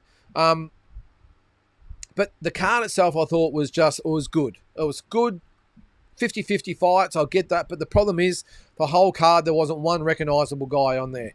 I know there's a couple of 10-rounders on there. Maybe they might be potential stars, I don't know. But there was no one on the card. There was no real attractive co-main event. There was just nothing. It was just a card full of, I suppose, wannabes, although I know someone will point out, was it the main support? I think both guys, I think one of them went 24-0, whatever it might be, but they're not stars. So was it a cracking card? I wouldn't go that far, Ada. It was a good, solid card, 50-50 fights, but it wasn't like I went into watching the card like, I can't wait to see this guy or that guy, and they've got this guy on, so like you do with a lot of other shows. It was just, there's an undercard? I don't recognise any of those guys, so I just sort of kept watching back and forth. You're right, good fights, I'll agree, and they might be on a good thing. But yeah, as far as the names goes on, I wasn't really stressed. IBF doing all the work for Zuffa and highlighting the nonsense. Well, they are doing that, Ado, but again, to what avail would it be, or will it be, with the IBF shunning the fight this week? Will it hurt the IBF or will it hurt Zuffa? So we'll see. What's this, Polly? Apparently pizzas can be purchased for $10 in American. Okay. What's that mean, Polly? Not sure. Anyway, we'll move on. The woman crying has interviewed Jai before, and yes, she is Samoan, and the moment Jai teared up was when he was sharing the fact how his grandmother passed away during training for the IBF title. Yeah, I sort of heard that, Utopia, but it's when they sort of crossed to her and asked her whether she had a question, and she started to talk, and then she broke down like, who is this This woman. So now that you've said she's Samoan, it makes all the sense in the world. So apologies if I've offended anybody out there, but I didn't realise that she was Samoan and was obviously emotional, as a lot of Samoan people do. I thought she was Mexican and was just getting emotional because Jai had beaten up Clanton. So that's the way I sort of saw it. Glenn, wouldn't Benavidez and Ramirez fight Jai if Zuffa puts up a big check? Well, maybe, Glenn. Well, Benavidez is with PBC. Ramirez is with Golden Boy, which is sort of PBC, isn't it, or not? Whoever it is. But if they put up a big check, of course, they'll fight. The problem is, though, Glenn, if Benavidez, let's say Benavidez wins, or even Ramirez, they'll both have 2 belts. All right, they'll have the WBA and WBO belts. They might say, all right, well, Zuffa might come to them with a big check, but it means they've got to give up the world title belts. Now, whether they want to do that or not is another thing. This is probably the main point. But first of all, based on the IBF, that looks like they will have to give up the WBA and WBC belts. Sorry, WBA and WBO belts. Because you would think they would all follow suit. And you would think that Mauricio Suleiman would love what the IBF have done and will follow suit with all his rules and regulations that he just makes up on the fly anyway. So he always quotes the board's decision and this decision. Well, he's the one that actually makes the board's decisions. So he can just change the rules as he goes. So I think he'd be looking at what the IBF did yesterday and say, all right, that gives us a bit of an in now to be able to not go along with Zuffa. And if I was the WBC, by the way, regardless of all their flaws, I'd be saying screw Zuffa as well. We don't want to work with him. All he's done is badmouth. This is Dana White. All he's done is badmouth the WBC the whole way along. So I would think that Mauricio Suleiman would say, well, screw me? No, screw you. You know, we're out. We don't want to deal with you. Zuffa, you're on your own. And this is the decision that a lot of fighters like Benavidez and Ramirez are going to have to make, Glenn. They might put up a big check, but Benavidez, Ramirez, or whoever else might go, yeah, you know what, it's a big check, but do we really want to be crossing over to this mob that's been shunned by all the sanctioning bodies, shunned by all the other promoters, or are we just going to be pigeonholed and stuck in Zuffa land, that we can't fight any of the other good fighters out there? They might be shut out by the other promoters and the sanctioning bodies, which is, when you think about it, is what they should be doing. You would think that maybe it's Uncle Bob or Godfather Bob or the Bob Father, whatever they call him, would be calling everyone to his mansion in Las Vegas somewhere, the Eddie Hearns and Frank Warrens and Oscar De La Hoyas and all the rest of them, and come to his little castle or mansion in Las Vegas, maybe getting the WBC, WBA, IBF and the WBO all together, and they all thrash it out and say, all right, this is the way we stop this guy who has no respect for us whatsoever and he's trying to put us all out of business. Let's push back. Let's refuse to acknowledge Zuffa. Don't even mention them. If they're asked about it in interviews, don't talk about it. Just say, next question, not interested in talking about it. The sanctioning bodies just shut them out and refuse under any circumstances to deal with them or sanction any of the titles that might be on the line with the Zuffa belt, and try maybe to cut sort of not the head off the snake, but almost cut the tail off the snake. Because obviously Dana's the head. Maybe just keep chopping the tail away until you reach the head, and then it'll be put out of business. That's probably the only way that they can probably stop Zuffa. And when you think about it, they could probably quite easily do it if they wanted to. So a lot of these elite fighters are all contracted. They're all stitched up for long-term contracts. And if there's nothing that Zuffa can offer them, why would they leave their existing team, those existing promoters and everything? So that's why I see it. But anyway, lots of things can happen when there's big checks at play there, Glenn. You're right. Yeah, Glenn, I would hate Big J like a broken record regarding Jai. I don't think he hates Jai, Glenn. He's just as you say, he's got an opinion. That's cool. Tommy B, evening all. Don't rate No Limit announcing Tim's fight date coincidentally on the day Jai's fighting, trying to overshadow that. Let's support each other. Take away the limelight from fellow Aussies. I do agree with that, Tommy. I thought that was really weird timing. I know they normally do their press conferences on a Tuesday, so they probably want to leak it out.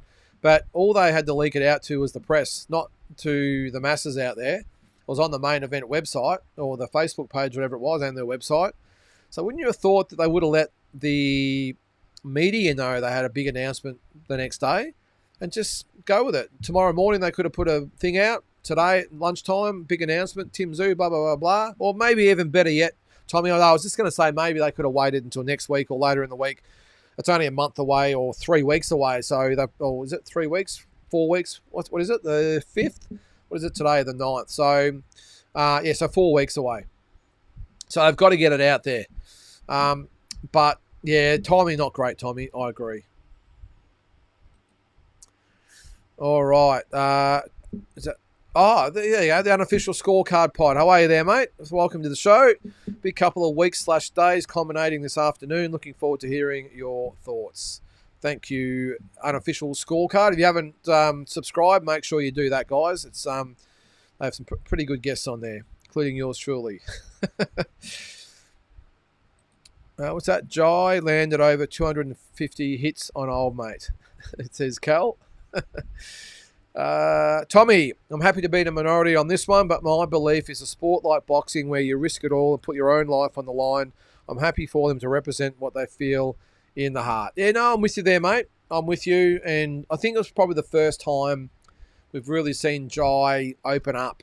He's always been very guarded, very private, I suppose, and even in his interviews before and after, especially before, but even afterwards, he doesn't give a lot away. And I thought today we really saw, the emotional side of Jai, and obviously got everyone out there a bit choked up, didn't it? But I thought it was a great interview that he did anyway, Tommy.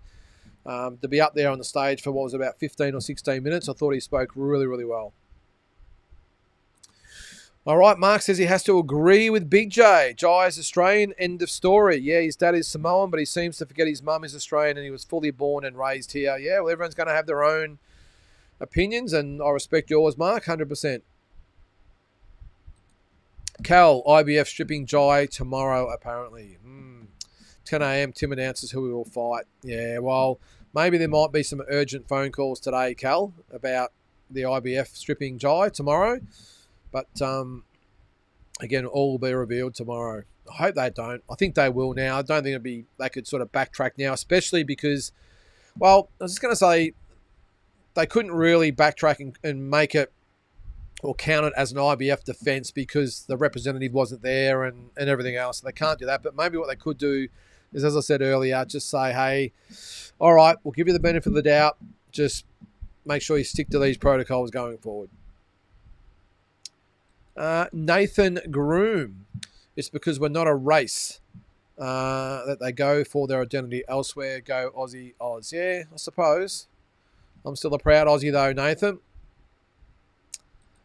Kane, I'm first generation Aussie on my father's side. My granddad always said you don't know how great Australia is. He was right. Good call, Kane. Yep. It always got me. I know I'm sort of getting way off track here. It always got me. Remember it was last year when all the drama happened. It might have been when all the agents were rounding up a lot of the illegal Mexicans in America. And a lot of the Mexican ex-immigrants or imports, what are they? Expats, whatever they are. All the Mexicans that had migrated to America are all out. They'd left Mexico to go to America, but they were all burning the American flag and flying the Mexican flag. So how does that work? That's one thing I've never been able to get, Kane. I don't know how I even got onto that subject there, but one thing I will say, like I'm sure the Americans say about the US, hey, America's the greatest country in the world. We think obviously Australia is. So I just think I think just sometimes then this needs to be. I'm all for if they've got dual sort of heritage, I suppose. I'm all for that. I just wouldn't mind seeing Australia, and if you're American over there, like you're Mexican American or whatever it might be, that you just represent our countries or our heritage just a little bit more. As I said earlier, I think with Jai's case, it's almost 75-25 for, it might even be 80-20 really in favour of Samoa. Am I just seeing, even if it's 65 or 60-40 or 55-45, something like that. Anyway, hey, it's his decision. He can do what he wants, but I just wouldn't mind seeing a little bit more of the green and gold. But anyway, what do we got there? Jai, as reported, Jai paid his sanctioning fees. Now that the fight wasn't sanctioned and Jai will likely be stripped, does he get his sanctioning fees refunded? Yeah, we don't know, mate. Let's hope so. Ryan, toy belt, go win one then. Okay, I think was that Big J and me. I think I said the same thing. It just doesn't look like a proper belt. Ryan. But hey, I'm not going to question Jai Patai, mate. He's a killer, and whether it's a toy one or looks like a toy one or whatever, it doesn't matter. He's still, I suppose, the best cruiserweight in the world, isn't he? Yes, Ryan. Yep. Just be happy for Jai. Yep, I get it. I'm 100% happy. All right, Big J. I've already had 3 of those toy belts: Rocky, Ring, UFC, and WWE in the toy chest. The nephew gave them back when he got too old for them, saving them now for the grandkids. I think we'll move on for the belt thing, eh? What do you got there, Dan? Dana wants all the boxes under his belt and wants to take over boxing. I don't believe he cares enough if he ruins fighters' dreams, careers. It's all about the big picture for Dana. Well, it is, Dan, but he makes no bones about it. That's why I respect about Dana. This is why I haven't got a lot of sympathy with the Jai situation if it sort of unfolded the way it has this week. Because Dana, as I said, he couldn't give 2 shits about the other sanctioning bodies. He's made that clear. So while he would probably feel for Jai, he'd be like, well, mate, tough. We move on. And he's looking at the big picture. He's probably saying to Jai, don't worry about the IBF belt, mate, because in 5 years it won't be relevant at all. All the others won't be relevant at all. So don't cry over spilt milk. Just put the Zuffa belt on and let's go and let's try and build that to being the biggest belt in the division. Mark, I find it disappointing that Jai willing to still parade the IBF belt, but basically dismisses Australian heritage apart from a token flag in the background sometimes. Yeah, well, yep, I get it, mate. Dana White is on video repeatedly hitting a female in the face in a Mexican nightclub. Okay, hope this partnership works for Timo Pataya, but Dana White has revealed his true character. Fingers crossed for Jai. Actually, I do remember seeing something about that when it was his wife or something, was it? And did he slap her or something? I can't remember anyway, but I'm sure. Well, actually, I did see it. It was on the clapback the other day. Oscar had it on his clapback Thursday, didn't he? I think he had a clip of it. Yeah. All right. Old mate, just saw an interview with that chump McAllister and Brendan Bradford. According to the interview, the IBF is going to strip Jai at 10 a.m. tomorrow, and Jai may take legal action. Well, I hope he does. That's the one thing that nobody's talking about. The sanctioning body's reaction to Zuffa, it's gone completely under the radar. They are not happy about this at all. Well, they've got to do something about it, Big J. As I said before, they've got the perfect opportunity just to shut him out and not even have a discussion with them about sanctioning fights or working in conjunction with Zuffa. Just shut them out. Put them out in the cold. I think what's happening at the moment, well, obviously the IBF have bucked that trend, but it's like all the sanctioning bodies. I mean, Mauricio Suleiman has said, oh, yeah, no, we're quite willing to blah, blah, blah, blah, blah, work with Zuffa. What they should be doing is saying, under no circumstances will we acknowledge this pirate organisation. But to even contemplate even working in with them, I think especially now the IBF have made a stand, it should be let's shut the door in their face. And Zuffa, you're on your own. That's what they should be doing. And just make it hard for the elite fighters to go over there.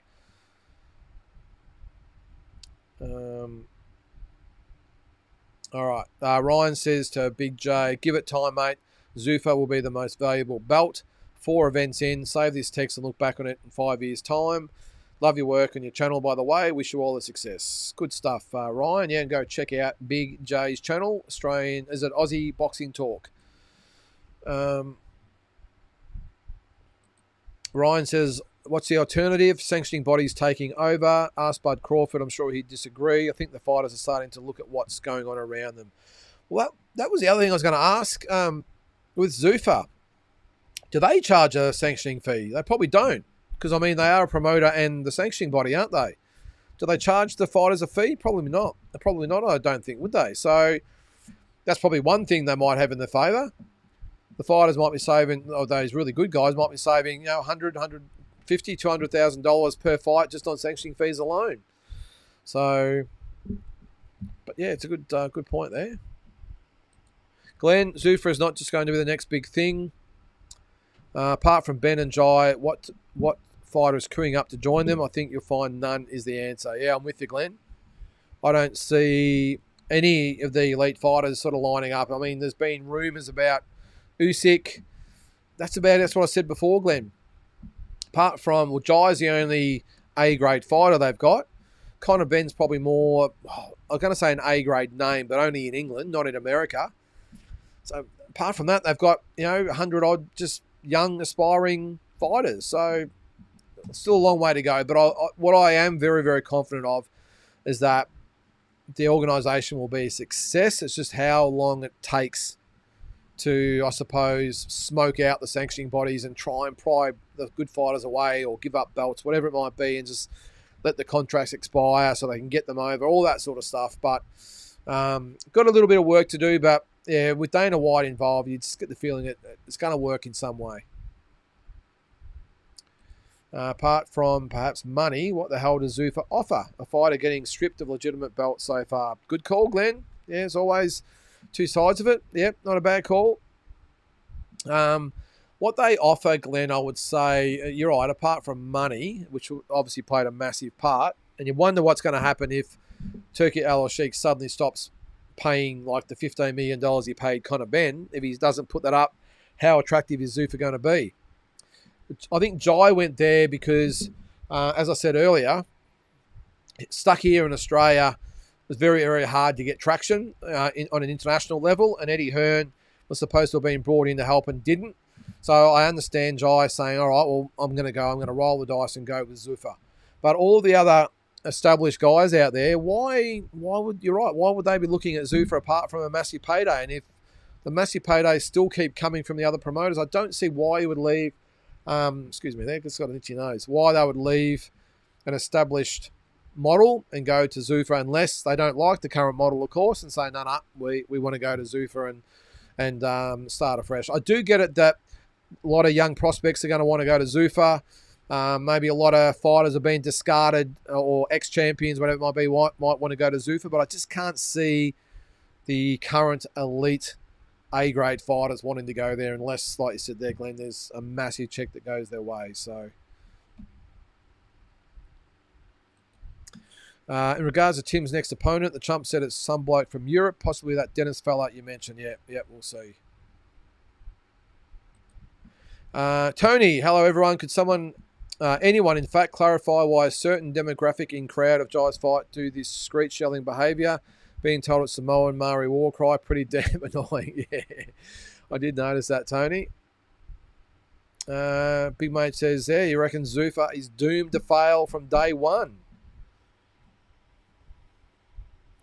Ryan says, have you heard Tim Zoo's sister in the crowd? Eminem, I feel Terramona next op for the 21st is a slight step up. Yeah, I did see that, Eminem. You might have actually sent it to me.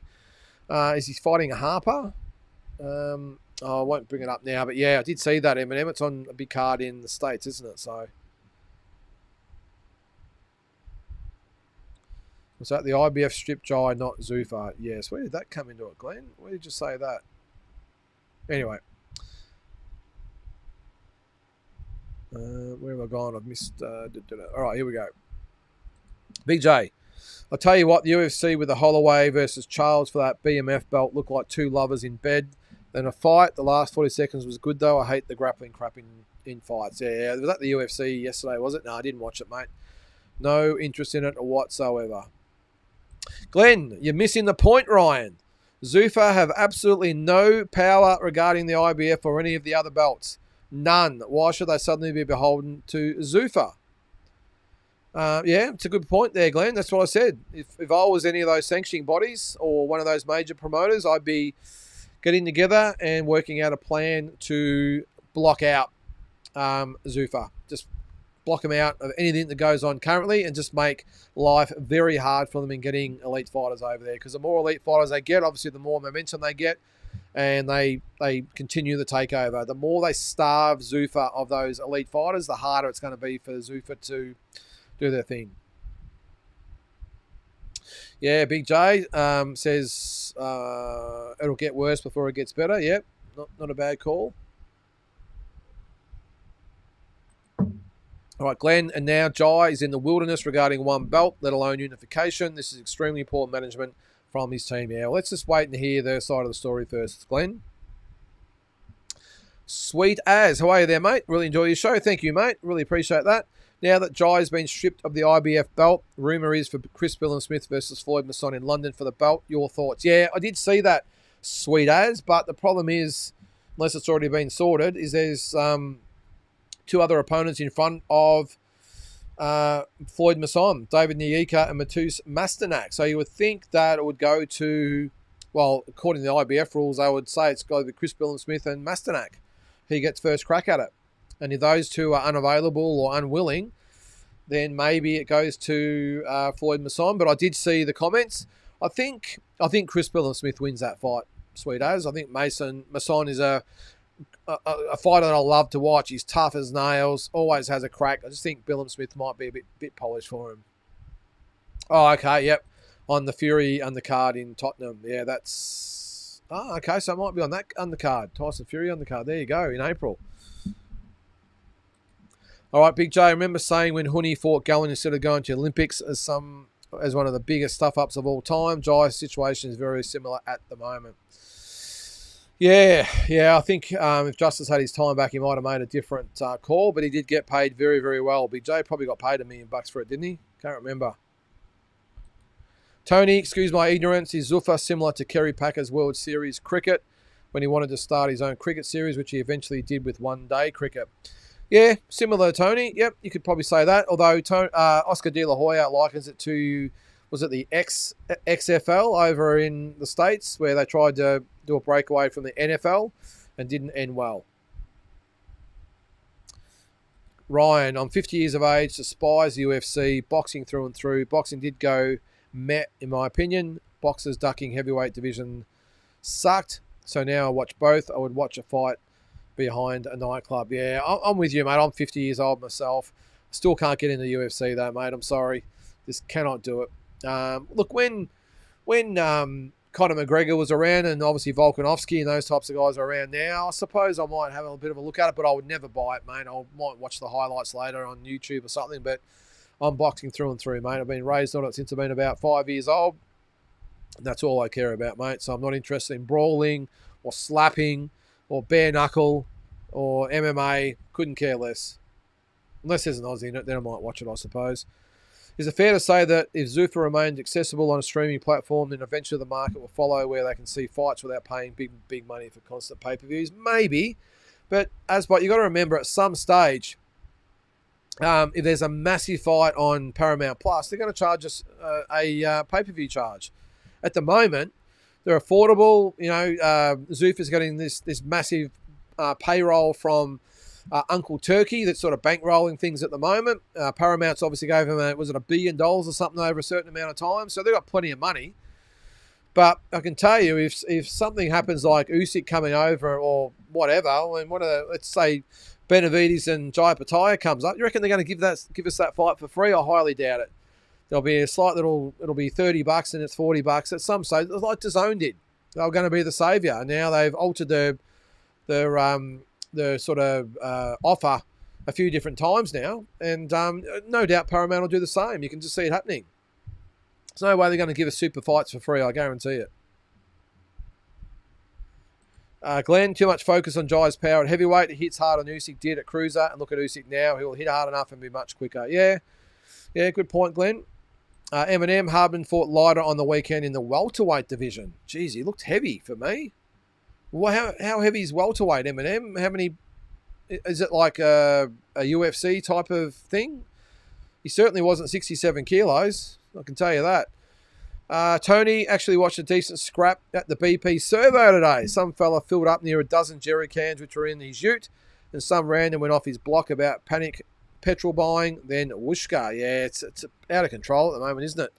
All this petrol stuff. It's worse than the bloody toilet paper fiasco from a few years ago. Shadowboxer, in regards to Kellerman, I also used to be a big fan, but Jesus Christ, he's absolutely insufferable now. Zip Dana up when you're done, Max. Yeah. Yeah, it just does my head in, Shadowboxer. I used to really like him when he was on ESPN and HBO. Was it HBO or Showtime, whatever it was?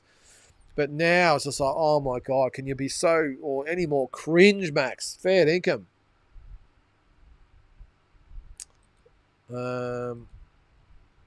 Oh mate, I know Victoria's shit. Why do you think I came home for? Are you actually a Victorian, Big J, or you're a Queenslander that lived in Victoria and you've gone home? Let us know. Yeah, Mark says we don't want no more of you Mexicans. Yeah, nah. As I said, mate, there's Oh, hang on, you're from WA. That's not very nice, Mark. Is there a lot of Mexicans over there, is there? You're just dirty because we keep beating you at footy, mate. Is that right? Okay, I didn't know that. I didn't know Victorians went to Perth. I thought they all went to Queensland. All right, well, I might have to go to Adelaide then, Mark. Might have to just meet you halfway. Anything to get out of Victoria, though, mate. Fair dinkum. At least you said respectfully from WA. I appreciate it, mate. Shadowboxer. Victoria is awesome. Okay, I'm waiting for the punchline here. What are you talking about? Keeps you on your toes. Protect yourself at all times. Yeah, well, you're either evading taxes or machetes, Shadowboxer. You sort of slip the machetes and weave under the taxes. All right. Shadowboxer, imagine being a boxing promoter is stressful as hell. It's crazy. Aram and Don King are still alive. Yeah, they are. They're two of the best of all time, aren't they? Well, I did it for about 5 years, Shadowboxer, and that's what turned me white. Not grey, white. And I still get PTSD about it, mate. It's a very, very stressful job. At our level. I mean, the level these guys are at, the show's paid for before they even start. They've got all the money to pay, so it's a lot easier for them. For us small-time promoters without broadcast deals, so stressful if you have a real big ticket seller that falls over in the week of the fight or something happens and you lose 10 tables or whatever. I'm telling you, that last probably week to 10 days is some of the most stressful times of my life. When just waiting for fights just to hold together, especially the ticket sellers. Because these days in boxing, unless it's one of those big events, the main ones that really go to them is just family and friends. And if a fight falls over and you lose 10 tables like that, you might have lost 20 or 30 grand, just like that. So not good. Eminem, Perth is amazing. Love my time over there for Loma and Cambosis. Well, that gave me the idea, Eminem. And I suppose this is what the WA government wanted, didn't they, when they put up the money to put it over there? All us Mexicans going over there saying, oh, this is all right. We might have to hook on the caravan or the trailer and take off over to WA. That's what they do the gather round for too. So, Daniel, you should help No Limit for a commentary analyst job for the shows. Piss that Bedell Bozo off. Now, I don't want to break this to you, Daniel, but he does actually watch this show. So, Bedell, mate, I think you're fantastic. Peter Bedell, I think you're fantastic, mate. Don't listen to what Daniel has to say.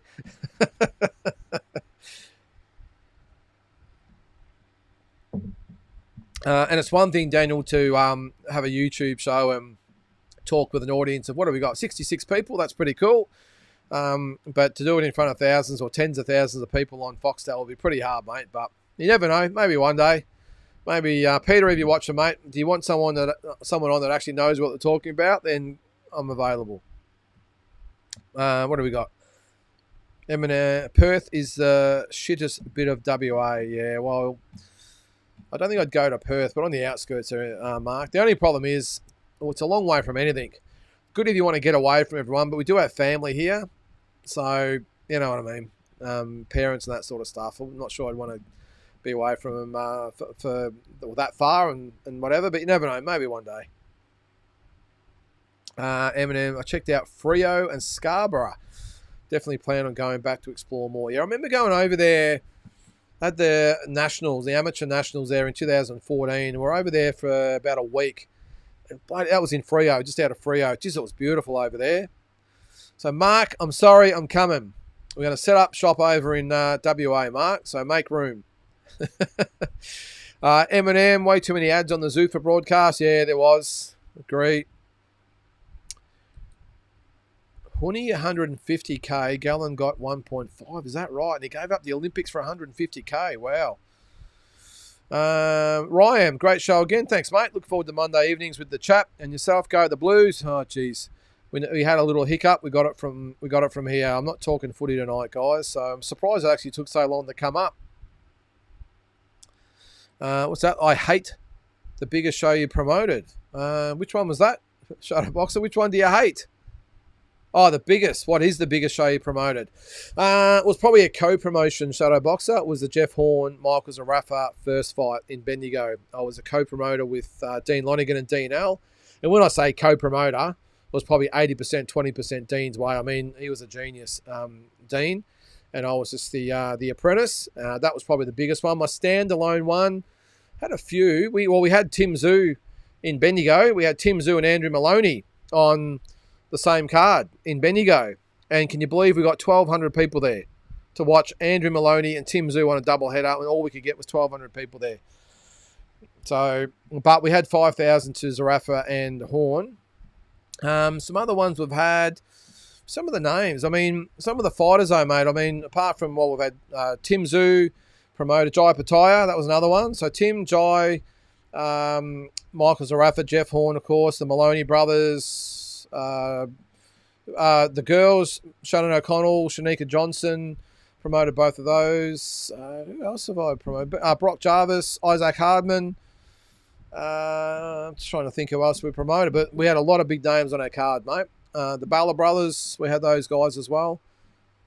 Liam Wilson was on one of our cards, so we've promoted a few different ones, mate. Probably actually the last promotion I did was probably my favourite, because we had Liam Wilson fought, we had Jade Mitchell fought the main event, and we had just a really good, there's only 5 fights on the card, but they were all really solid fights. I remember actually we did another one at the Melbourne Town Hall where we had 8 fights or something, and they all went the distance.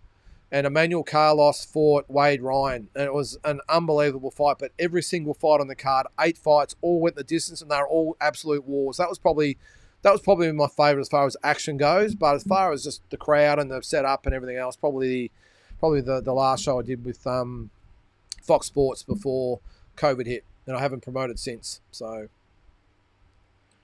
Big J, if Pete's watching, can you get me a job, please? That'll one up that chump McAllister.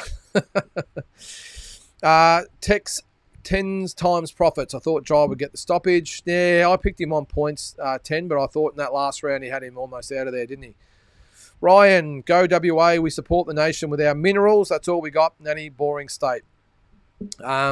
Any state over Victoria, mate. I moved to Tassie before I went to, stayed in Victoria, mate. It's an absolute shithole. $160 billion in debt we are in Victoria. And guess what? The government don't have to worry about it. They walk off and get the golden handshake or the golden parachute, whatever they call it, and they get a nice pension for life. Guess who gets stuck with $160 billion worth of debt? Us stupid taxpayers. Anyway. You got Mia and Charlotte Playland. So I got a fan there, Big J. Thanks, Adam. All the best to you, mate. I was at the fight. There was that Zarafa and Horn, was it? Sweet as. Speaking of the Foxtel commentary, why is Jonathan Brown on there? An AFL footballer commentating on boxing. I don't get it. He's terrible. I think he's good, Sweet as, but I don't agree with him having him on there in the place of someone like a Barry Michael, a Jeff Fennick, a Jeff Horn, a Danny Green. Yours truly, I'll put my hand up. I love Jonathan Brown as a player, as a person. I've met him before. But I think if it comes to a boxing broadcast, you need people that know the boxing. So I'm sure there'll be plenty of people who will put their hand up for it. And if I was offered, well, maybe I would do it. I don't know. I've never even given it a thought. Sweet as. I don't follow AFL. I'm a Queenslander. I don't even know Brown is an AFL player, but he's terrible commentating boxing. You'll be much better, Linda. I appreciate that, mate. Hey, you've just had the two I'm going to say the last 2 premiers. You got the Broncos up there last year, but the Brisbane Lions, Sweet as, 2 times they've won in a row. They've won the premiership up there, and you're going to have the Gold Coast Suns. You could have a Brisbane Lions, Gold Coast Suns grand final this year, and you don't even follow the footy. Come on, Sweet as, you need to jump on board, mate. Greatest game in the world. The Jai fight wasn't really promoted that much. Yeah, I thought they did a pretty good job actually there, mate. I thought they weren't too bad, 10 times profits. I think I've done it. I think I've gotten to the end of the comments with a minute to spare. So I think we're almost at the end of it. Guys, just as always, thanks for tuning in. Hang on. 10 times profits. Goodman is a decent commentator. I think Michael Zarafa, I thought did okay as well there, mate, but I don't think he's going to be on the Christmas card list of Fox Sports, the main event going forward. So I doubt he'll get another gig, but I thought he did a good job as well. But yeah, make sure, guys, you check out Walking Boxing every day. It's on hopefully by about sort of 10:30, 11 o'clock every day. And I'm just trying to get things settled so I can do a few of the other things that I used to do, the weekly shows with different stuff with the dream fights and all the other stuff that we did. So I'll see how we go. One last thing from Sweet As, don't follow AFL. I'm too old. The Lions went around when I was playing footy. Okay, so all right, so get on board those Sweet As. They're a great team, the Brisbane Lions. They lost on the weekend, but I'm sure they'll be around the mark at the end of the year. So guys, that's going to do it. Have a great week, and we'll catch you next week on Talking Boxing.